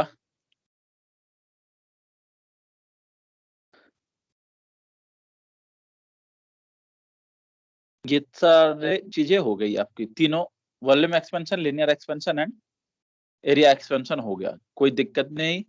अब इससे रिलेटेड पूरा पूरा एक लेक्चर। हाँ जी नोट कर लो बेटा। अब इससे रिलेटेड हमें क्वेश्चन करने होते हैं, जो 4-5 टाइप के वैरायटीज होते हैं वो हमें करने होते हैं। चलिएगा देखिएगा, थोड़ा कायदे से सुनिएगा। पढ़ना आसान था, क्वेश्चन थोड़ा टफ होगा, देखेंगे आप। तो पहला जो टाइप बनता है वो हम स्टार्ट करते हैं सिंपल पेंडुलम से। सिंपल पेंडुलम देखा है बेटा? एक घड़ी देखी है आपने ऐसा? Yes. Yes, sir. पेंडुलम लगा होता है और पेंडुलम ऐसे sir. घूमता है, घूम करके एक राउंड कंप्लीट करता है तो घड़ी में कितने सेकंड हो जाते हैं? 1 सेकंड या 2 सेकंड? 2 seconds. 2 सेकंड होता है, 2 सेकंड। ये यहां से चलना स्टार्ट करे, ऐसे आए, ऐसे गया, ऐसे आया, तब 2 सेकंड हो जाता है। तो इसी के बेसिस पे टाइम इसमें चलती रहती है। सुनिएगा थोड़ा। इस पेंडुलम का मैंने मान लिया ये एक मटेरियल यानी स्टील का बना हुआ था और जिसका लेंथ L था। तो बेटा सिंपल पेंडुलम का जो टाइम पीरियड का फार्मूला आएगा वो होगा T इज इक्वल टू, हाँ जी बोलो, 2 pi under root of L by G। बेटा ये हम यूनिट एंड डायमेंशन से ही पढ़ते आ रहे हैं ये फार्मूला। चलो L बाई G। अब सुनेंगे थोड़ा। अभी जो इसमें क्वेश्चंस होते हैं ना बेटा वो काफी ट्रिकी होते हैं और अभी तक जो भी पढ़ा था उससे ज्यादा दिमाग लगाना पड़ता है। बाकी थोड़े देर के लिए बाकी सब न्यूमेरिकल बेस मतलब फार्मूला बेस हो जाते हैं। देखते चले। ये जो घड़ी है इस पे लिखा रहता है कैलिब्रेशन टेम्परेचर।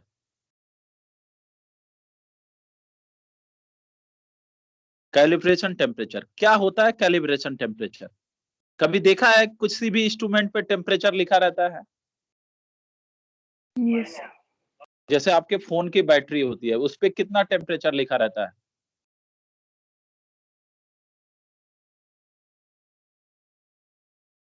सर वो कहाँ देखा है फोन की बैटरी? फोन की बैटरी तू बहुत नया जमाने का आया ना, जिस समय से तुम फोन यूज कर रहे हो उस समय से बैटरी उसी में एम्बेडेड आ रही है। जैसे उससे पहले नोकिया वाला है जो दादाजी के पास होगा फोन, उसमें देखोगे तो बैटरी निकल जाती थी। देखा है ऐसा? जी सर। Yes, sir. यस गलती थी। तो उसमें देखोगे ना कि वहां लिखा रहेगा एट 27 डिग्री सेल्सियस। लैपटॉप की बैटरी पे लिखा होता है या लैपटॉप पे ही नीचे पीछे लिखा रहता है, जहां पे उसके बारे में दिया रहता है कंपनी के या यूजेज के बारे में, वहां पे लिखा रहता है। या तुम मीटर स्केल खरीद के लाए होगे, अगर स्टील का स्केल लाया होगा, कोई भी इंस्ट्रूमेंट खरीद के लाते हो मेजरिंग इंस्ट्रूमेंट, तो उस पे लिखा रहता है कि एट रूम टेम्परेचर यानी 27 डिग्री सेल्सियस। आपने Yes, अगर sir. गौर किया होगा तो ये सारी चीजें दिखेगी। वही क्या है, वही है कैलिब्रेशन टेम्परेचर। जैसे मैंने बोला, ये घड़ी का कैलिब्रेशन टेम्परेचर दे दिया गया 27 डिग्री सेल्सियस। इसका मतलब क्या रहा कि जब ये 27 डिग्री सेल्सियस पे होगी, तब इसकी रीडिंग जो होगी वो एक्यूरेट होगी, यानी ये जो रीडिंग देगा वो 27 पे एक्यूरेट देगा। उसी पे कैलिब्रेट की गई थी, उसी पे बनाई गई थी। हर एक चीज में एरर होता है, ये हम लोग बचपन से पढ़ते आ रहे हैं। एरर क्यों होता है? हवा का दबाव, टेम्परेचर बढ़ना, टेम्परेचर घटना, मौसम का चेंज होना, इसकी वजह से एरर आ ही जाती है इंस्ट्रूमेंट में। अब इसीलिए कैलिब्रेशन टेम्परेचर लिखा गया होता है, कंपनी लिख के देती है कि इस टेम्परेचर पे ये सही यूज होगा, बट हम उस टेम्परेचर पे यूज नहीं कर पाते हैं, तो थोड़ा सा एरर आ जाती है या इसमें डिफॉल्ट हो जाता है।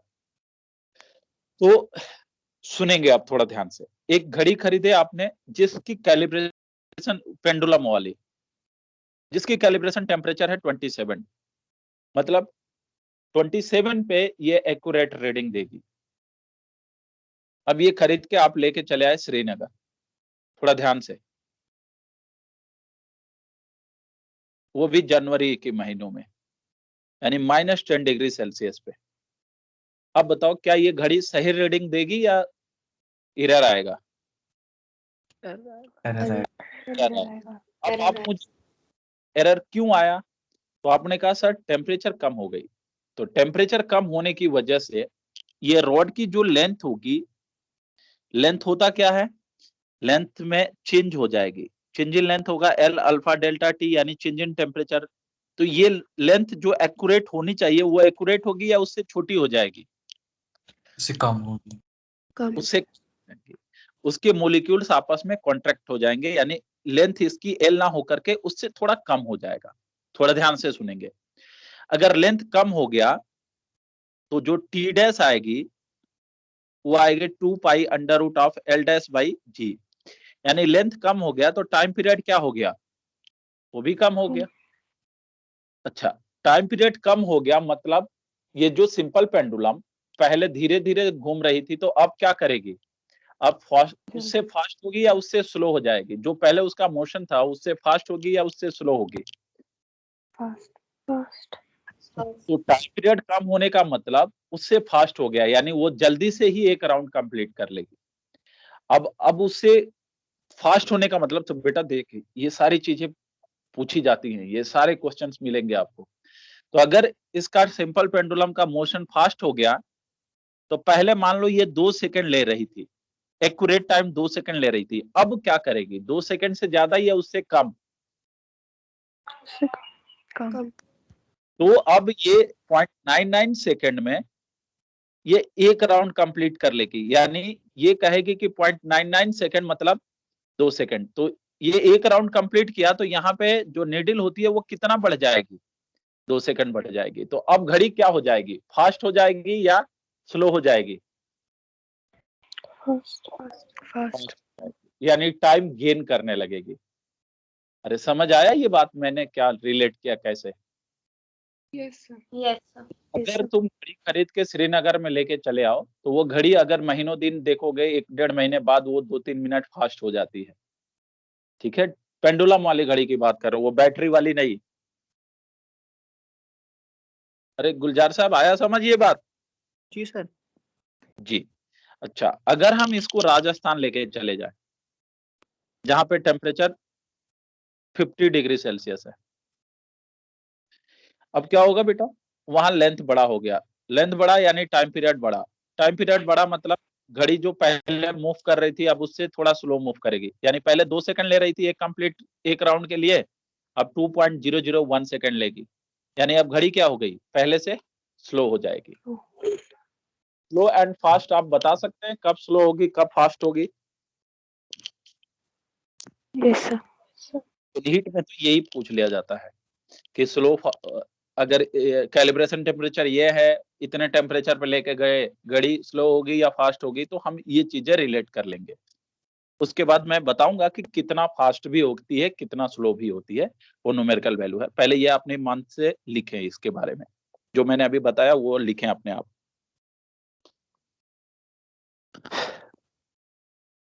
जल्दी।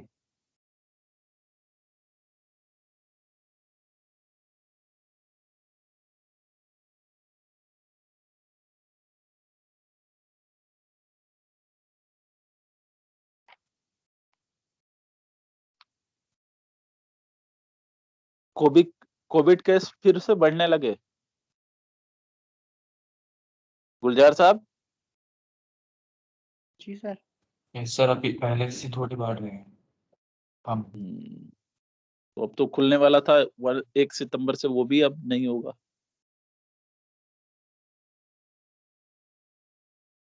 एग्जाम के टाइम खुले। सारे tuition sir maximum sir- tuition खुले हैं यहाँ पे। बेटे वो ट्यूशन जो है ना छोटे वाले हैं, जैसे एक एक टीचर पढ़ा रहे होंगे लोकल बेसिस पे, है ना? सर यहाँ से सर हमारे अनंतनाग से सारे स्कूल और सारे कोचिंग सेंटर्स चल रहे हैं। तो एलन भी खुला है। ना बेटा, एलन नहीं खुला होगा। No sir. या एलन भी खुला खुला तो आकाश भी है। नो सर, मतलब वहाँ जैसे भी टॉप है। सेशन होता है ना वैसे ही। सर वहाँ जाते हैं स्टूडेंट, सारे नहीं लेकिन जाते। तो नहीं मेरा बच्चा में ना हमारे यहाँ ज्यादा भीड़ लग जाती है, और फिर ये थोड़ा सा सामने भी है, शायद आप लोग देखे होंगे लास्ट ईयर पर डे कोई ना कोई आ ही जाता था देखने चेक करने के लिए। इस वजह से थोड़ा सा इसमें प्रॉब्लम है, और यहाँ बच्चा ज्यादा ही आता है तो सबको फोकस नजर आ जाती है। छोटे मोटे कोचिंग सेंटर पे 8-10 बच्चे आते हैं तो वो नजर नहीं आती। चलिएगा, अब तो स्टार्ट हुआ है यहाँ भी, प्रॉपर के लिए शायद चल रहा है, मतलब स्टार्ट होने वाला है। आपका भी हो ही गया, डाउट सेक्शन हो गया, अब देखेंगे अच्छा उसमें होगा तो आपका भी ऑफलाइन हो जाएगा। चलिए, तो ये लिख लिया आपने मन से? Yes sir. अब देखो Yes. एरर कितना आई, एरर कितना आई, कितने सेकंड में कितना एरर आती है, ये निकालना सीखते हैं हम लोग जी। तो अगर हमने ये घड़ी लिया, ये पेंडुलम है, अब हमारा टाइम पीरियड है T, T is equal to 2 pi under root of L by G, ये ओरिजिनल टाइम पीरियड है जिसको हम लोग पहली इक्वेशन मान लेते हैं। आफ्टर टेम्परेचर डेल्टा टी, या ये डेल्टा टी इंक्रीज करने के बाद हमने टाइम पीरियड को टी डैश माना, उस समय लेंथ क्या आएगी बेटा? एल डैश बाई जी, ये इक्वेशन 2। अब हमने क्या किया, इक्वेशन 2 डिवाइडेड बाई इक्वेशन 1। अगर हम, बहुत ही कॉमन सा क्वेश्चन है, ये पूछा जाएगा आपके मॉड्यूल में, मिलेगा भी इस पे, तो 2 डिवाइडेड बाई 1 करें, then T dash by T is equal to, देखें ये डिवाइड करें तो 2 पाई कैंसिल आउट हो जाएगा, जी भी कैंसिल आउट हो गया, तो under root of L dash by under root of L, यही आएगा। Yes. Yes, sir. चलो, एल डैश को हम क्या लिख सकते हैं? ये एल डैश क्या है? Length of pendulum at time at temperature T, यही है ना? Yes. Yes.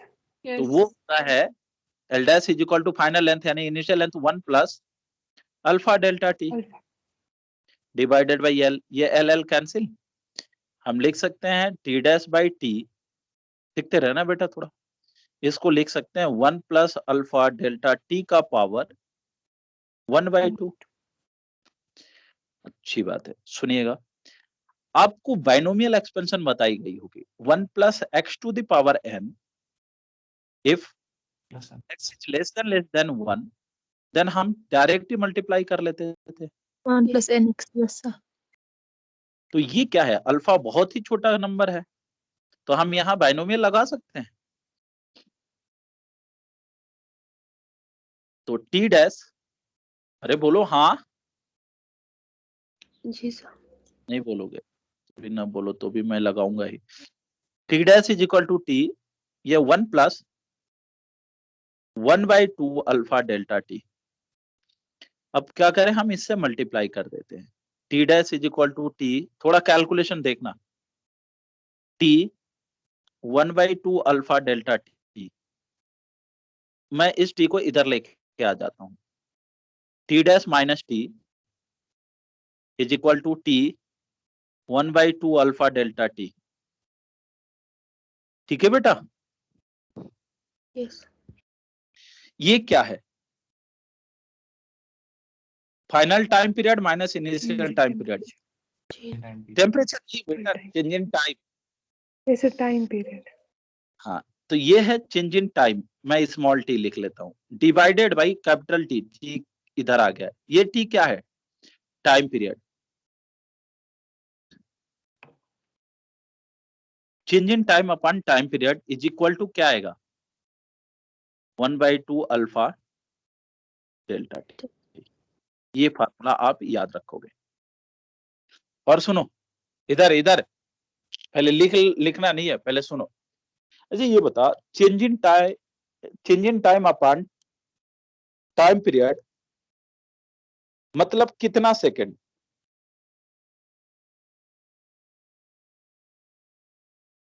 मैं इस टर्म को बोलने जा रहा हूं एरर इन 1 सेकंड। क्या ये बात आपको समझ आ रही है? Yes sir, yes sir. Yes, sir.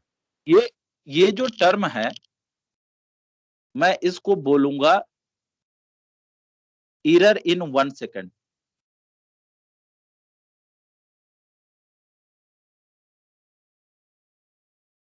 बोलो, ये बात समझ आ रही है नहीं आ रही है? बोलो नहीं आ रही है। अरे बोलोगे तब तो बताऊंगा।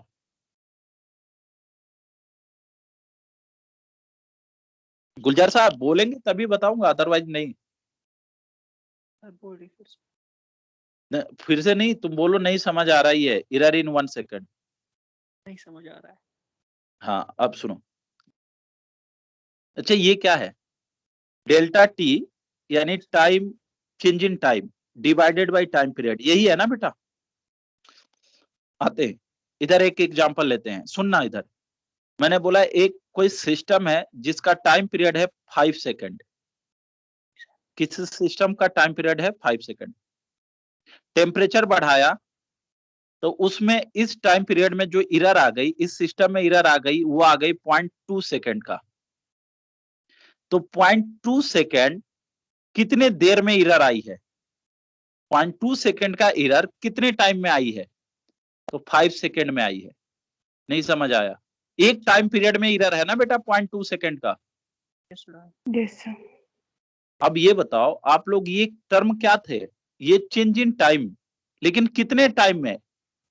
ये 1 टाइम पीरियड में जो टाइम चेंज हुआ वो था ये। मैं बोल रहा हूं, समझ आ रही है बात? Yes, sir, अब आया। Yes, sir. तो ये अगर मैं एग्जांपल के तौर पे लेके समझा रहा हूं कि अगर किसी सिस्टम का टाइम पीरियड है 5 सेकंड और उसमें टेम्परेचर चेंज होने के बावजूद उसके टाइम पीरियड में जो चेंज आया वो आया 0.2 सेकंड का।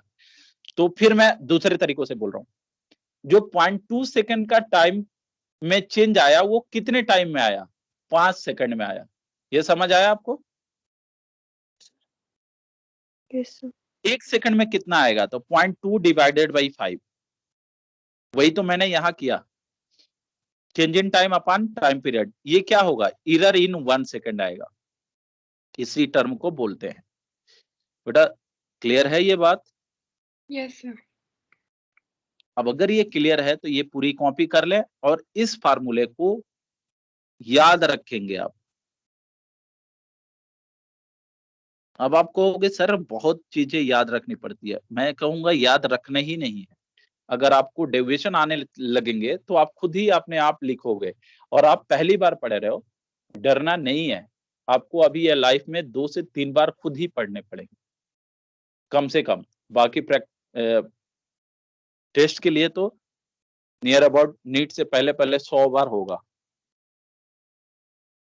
जब टेस्ट होगा तब आप एक बार रिवीजन करेंगे।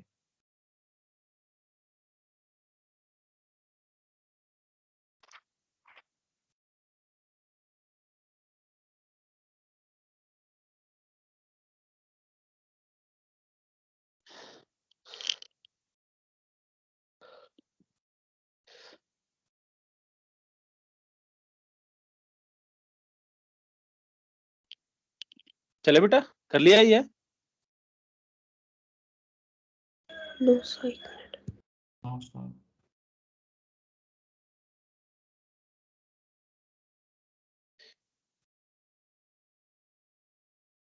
हमारी 2 घंटे की क्लास कंप्लीट होने जा रही है।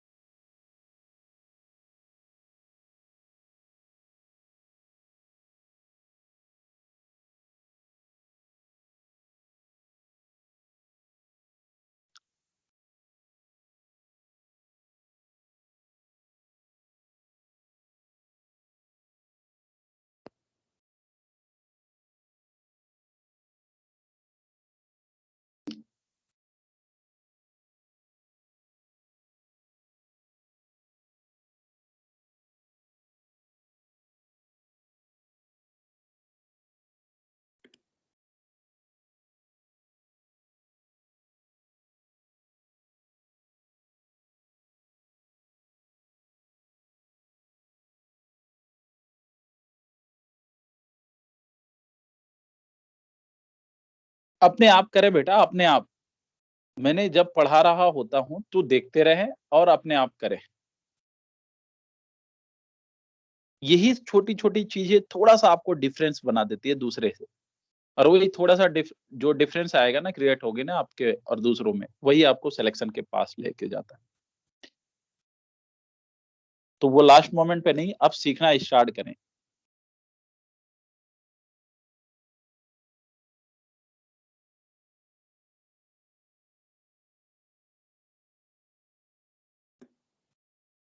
हटाए, ये चीज जरूर लिखिएगा, डेल्टा टी बाई टी जो है change in error in 1 second होता है।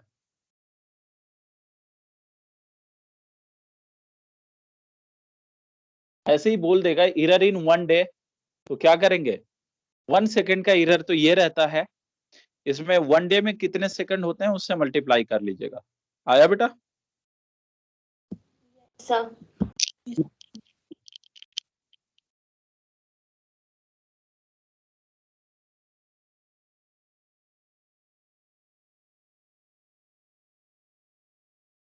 चलो थोड़ा जल्दी करें, हटा दूं? Yes. यहाँ पे ऐसे लिख लेंगे, then change in time in 1 week. क्या लिखेंगे अब बताओ, 1 वीक में कितना चेंज आएगा? तो 1/2 अल्फा डेल्टा टी, ये तो 1 सेकेंड की हो गई। बोलो बेटा, जल्दी जल्दी एक्सप्रेशन बोलते रहो।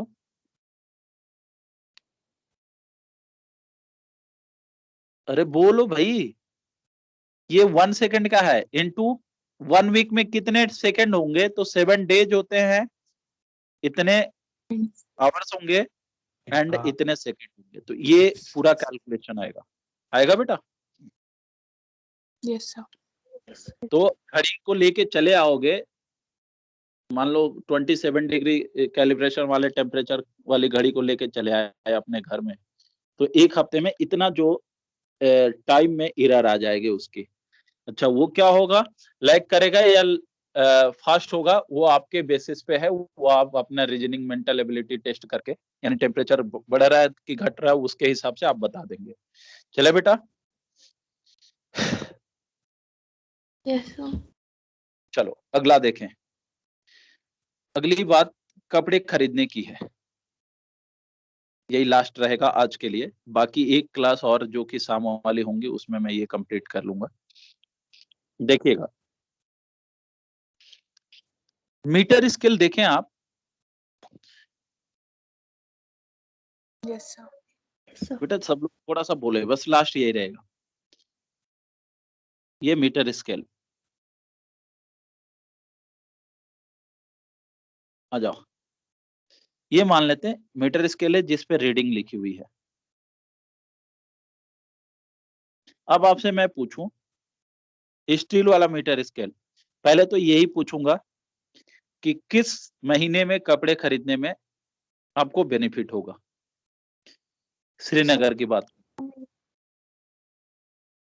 तो आप ये बताओ, ये होती है 27 डिग्री सेल्सियस पे, कैलिब्रेशन टेम्परेचर होता है इनका 27 मीटर स्केल का। अब अगर 27 डिग्री सेल्सियस के टाइम पे जाओगे तो क्या होगा, एक्यूरेट रीडिंग मिलेगी। अगर ठंडी वाले दिन में जाओगे, जनवरी में जब -10 डिग्री सेल्सियस हुआ, तब क्या होता है, तब इसकी लेंथ छोटी हो जाएगी और चच्चा से मांगोगे कपड़े 1 मीटर, तो वो इसकी लेंथ ऑलरेडी छोटी रहेगी, तो वो इसी के लेंथ से मेजर करके आपको कपड़े दे देंगे, जिसमें आपका नुकसान होगा। और चच्चा क्या ले लेंगे, आपसे 1 मीटर का पैसा लेंगे, लेकिन वो 1 मीटर ना होकर के 99 सेंटीमीटर ही होगा। लेकिन आपको पता नहीं चला, क्यों? क्योंकि मीटर स्केल भी तो 1 ही मीटर रीड कर रहा है, लेकिन आप कहेंगे कि स्केल ही गलत हो गया है क्योंकि ठंडे में हमने खरीदा। क्या ये बातें समझ आई? Yes, sir. अगर इसको उस महीने में खरीदने जाए जब यहाँ का टेम्परेचर 40 के अराउंड हो, जो भी जून या जुलाई की बात कर रहे हैं, 40 होता ही नहीं है। 40 होता ही नहीं है यहाँ। चलिए, तो अगर हम 40 की बात करें तो उस समय क्या होगा कि ये 1 मीटर वाला स्केल अब 1 मीटर नहीं रह जाएगा, वो 1.01 मीटर हो जाएगा। अब चच्चा के खरीदने जाओ, चच्चा को पता भी नहीं चलेगा कि हमने ज्यादा कपड़े दे दिए, तो उस समय खरीदने जाओगे तो ज्यादा कपड़ा मिलेगा। क्या ये बता सकते हैं आप कब ज्यादा मिलेगा, कब कम मिलेगा? Yes, sir. Yes, sir. Yes, sir. तो इतना तो ठीक है, आपको थोड़ा ध्यान से।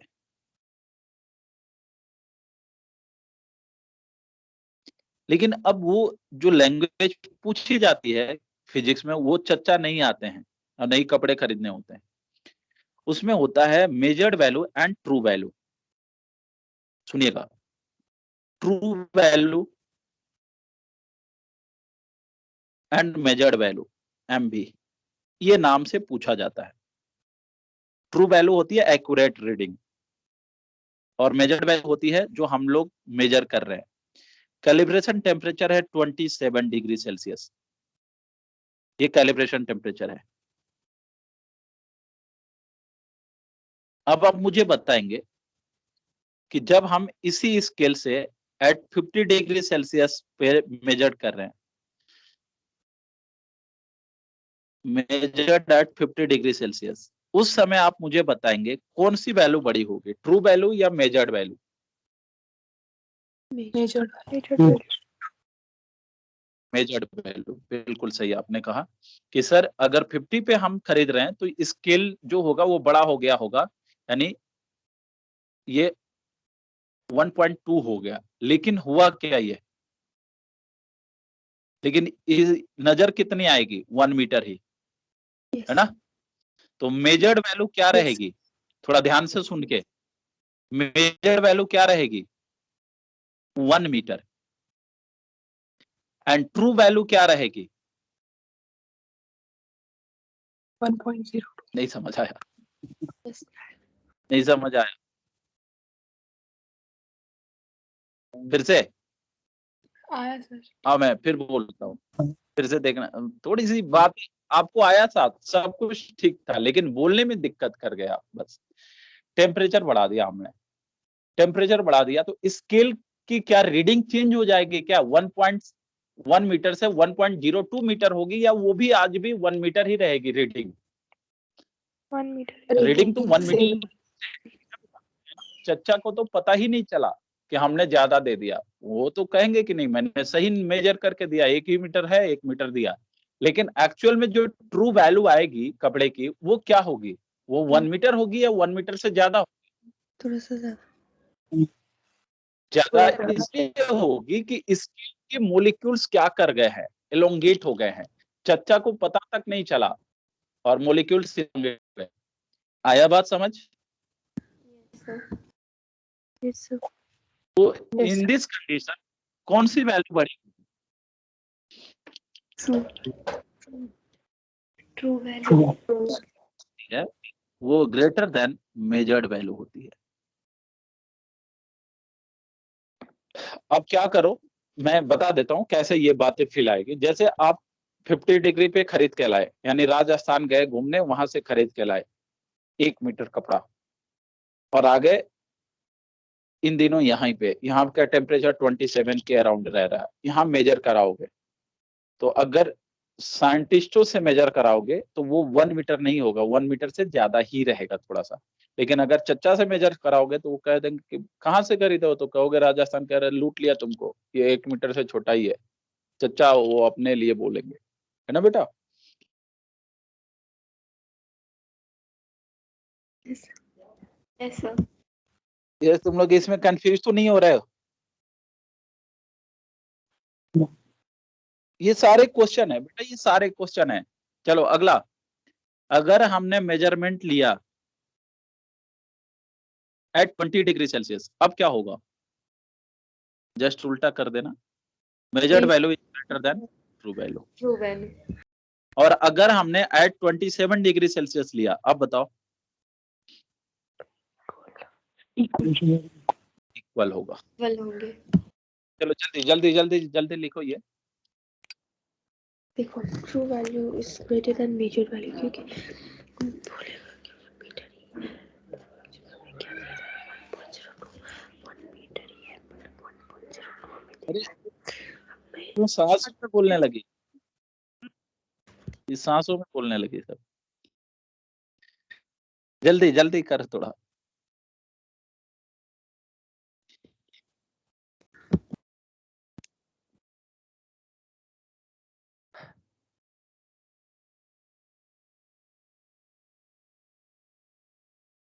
बेटा जल्दी कर, ये मैं टॉपिक कंप्लीट कर लूं, यही वाला बस स्केल वाला ही हो गया ये।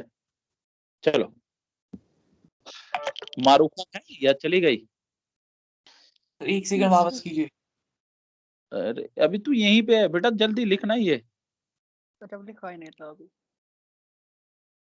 क्या करता गया, जैसे मैंने लिख दिया तो ये जाएगा कॉफी बनाएगा, फिर आएगा पी के, तब कहेगा सर रुको सर थोड़ा लिख लेता हूँ। फिर कौन, मैं? नहीं बेटा मैं अपनी बात कर रहा था, जल्दी करो थोड़ा। लिख लिया? टाइम ही नहीं दिया लिखने के लिए, फिर आपने इरेज किया। ये कह रहा कि लिखने का टाइम ही नहीं दिया। अच्छा ये बता, मैं जब बातें करता रहता हूँ तो तुम बातें सुनते हो, फिर इतने देर में तो लिख लिए होते। तो मैंने लिख लिया। चलो आ जाओ भाई जल्दी इधर, थोड़ा सोच के बोलना। बोलोगे या ऐसे बोलोगे? ये एक रॉड है, रॉड का लेंथ L. L। थोड़ा ध्यान से ये, अब मैंने एक स्केल ले लिया और वो स्केल को, ये स्केल है कोई,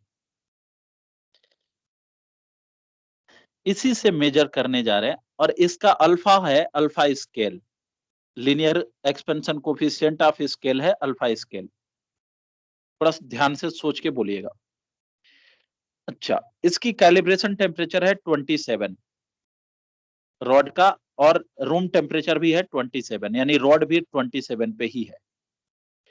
अब अगर बताओ इस समय अगर मैं मेजर करूं तो स्केल कौन सी वैल्यू देगी, ट्रू वैल्यू या उसके अलावा देगी?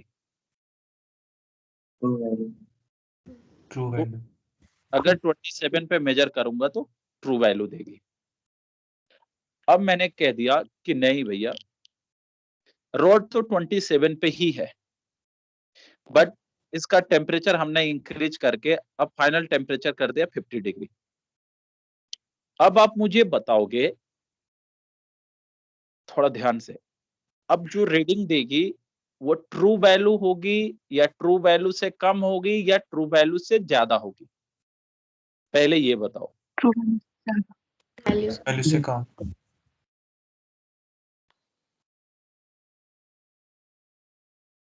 पहले तो यहीं पे कंफ्यूज हो गए। फिर से कम दो बच्चों ने दो आंसर दिया, एक ने कहा ट्रू वैल्यू से ज्यादा, एक ने कहा ट्रू वैल्यू से कम। सही आंसर है ट्रू वैल्यू से कम देगी। ऐसा क्यों? देखो इधर इधर बहादुर, आजा आजा आजा, मैं बता देता हूं, सुन। फॉर एग्जाम्पल जब 27 था तो मान लो ये होता है 0, 5, 10, 15, 20, 25, 30 एंड 32। तो मान लो जब 27 था तो ये क्या था, 32 सेंटीमीटर की थी। सपोज न्यूमेरिकल वैल्यू लेके पढ़े तो आया समझ? Yes sir. अब मैंने कहा इसका टेम्परेचर बढ़ा दिया। अब टेम्परेचर बढ़ा दिया तो 32 वाले रॉड के बारे में नहीं, सिर्फ स्केल का। क्या 32 जो मेजर्ड है, यानी 32 जो यहाँ लिखा हुआ है स्केल पे, ये यही रहेगा या थोड़ा आगे शिफ्ट हो जाएगा? थोड़ा शिफ्ट हो जाएगा। इलोंगेशन हुआ है तो अब 32 आगे शिफ्ट हो गया। तो अब इसके जस्ट इसके नीचे क्या आएगा, 32 या 31 या 30 के अराउंड आ जाएगा? 32 से कम। 32 से कम ही आएगा। तो जो अब कम आएगा वो क्या है, मेजर्ड वैल्यू है या ट्रू वैल्यू है? Measured measured value. अब आप उस समय मान लेते हैं 31 आ गया तो वो मेजर्ड है, लेकिन ट्रू वैल्यू क्या था, 32। 2। आई बातें समझ? Yes sir. Yes sir. अच्छा कंफ्यूज तो नहीं हो रहे हो? कंफ्यूज हो रहे हो या नहीं? No sir, no sir. चलो अच्छा लग रहा होगा ये, अगर दिमाग चलाओगे तो अच्छा लगेगा, अदरवाइज फिर इसका कोई रोल प्ले भी नहीं है आपके लाइफ में। एक ही क्वेश्चन आते हैं इस पॉइंट से, यही सब चीजें पूछी जाती है, ट्रू वैल्यू, मेजर्ड वैल्यू। आइए अब आप मुझे बताएंगे, ये तो आपने बता दिया बड़ा कौन है छोटा कौन है। अगर जेई की बात किया जाए, मतलब थोड़ा और अच्छा लेवल इसी में, यही पूछ लेगा कि कितना बड़ा है, या ये relation between measured value and true value क्या है। तो लिख ले यहीं पे,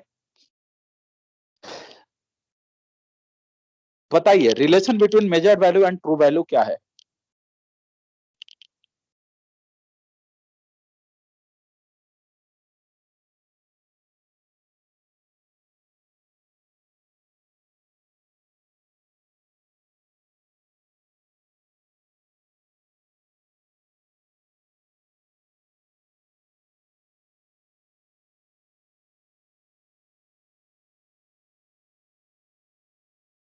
सर मेजर्ड वैल्यू बराबर होगा ट्रू वैल्यू प्लस माइनस जो एरर उसमें आएगा। बिल्कुल सही बोली। आजा बेटा इधर, सही है। थोड़ा इसी डेटा के लिए मैं अगर पढ़ूं तो ओरिजिनल ट्रू वैल्यू क्या है, 32। लेकिन जब टेम्परेचर बढ़ा देते हैं तो मान लेते हैं 30 वाला नंबर यहां आ गया, तो जो इलोंगेशन आया वो कितना आया, 2 सेंटीमीटर का। अरे बोलो। Yes sir. तो अब सुनो, टेम्परेचर बढ़ाने के बाद क्या आएगा, मेजर्ड वैल्यू क्या है, 30 plus elongation is equal to true value, यही ना? Yes sir. मैं बस न्यूमेरिकल के लिए पढ़ रहा हूं, बोल लो बेटा, समझ आया ये? Yes sir. आइए Yes, sir. अब सुनिएगा 30 क्या था, measured value plus change in length is equal to value. तो यहां से measured value is equal to true value minus change in length. आजा बेटा इधर, measured value, true value, change in length क्या होगा, initial length alpha scale into delta T. Delta T. Initial length क्या था, ट्रू वैल्यू ही तो थी। Yes sir. तो true value 1 minus alpha scale into delta T, ये रिलेशन आता है। अगर हम नीट की बात करें तो इसे भूल जाना, कोई जरूरत नहीं है। नीट में ये सब चीजें आने लगेगी, बहुत बड़ी बात है। क्या समझ आया ये रिलेशन आपको? सर गुलजार साहब, जी सर। बस आज इतना ही। 2 घंटे आपके टाइम ले लिया मैंने। आपको खबर लगी? No sir. No sir no चलिए ठीक।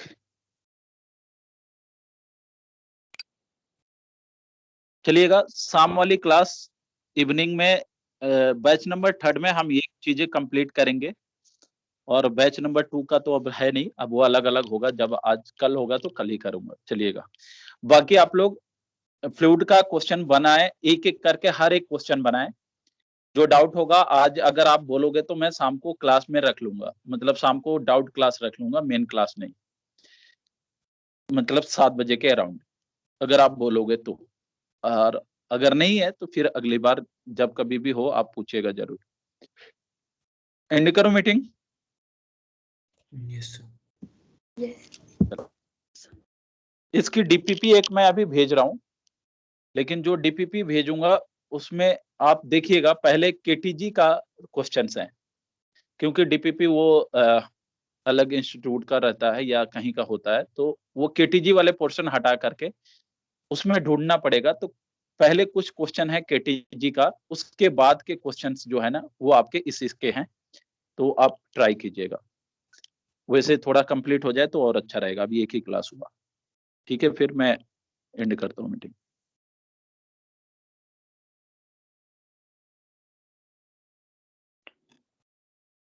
बाय। चलो बाय बेटा। आई सर आई सर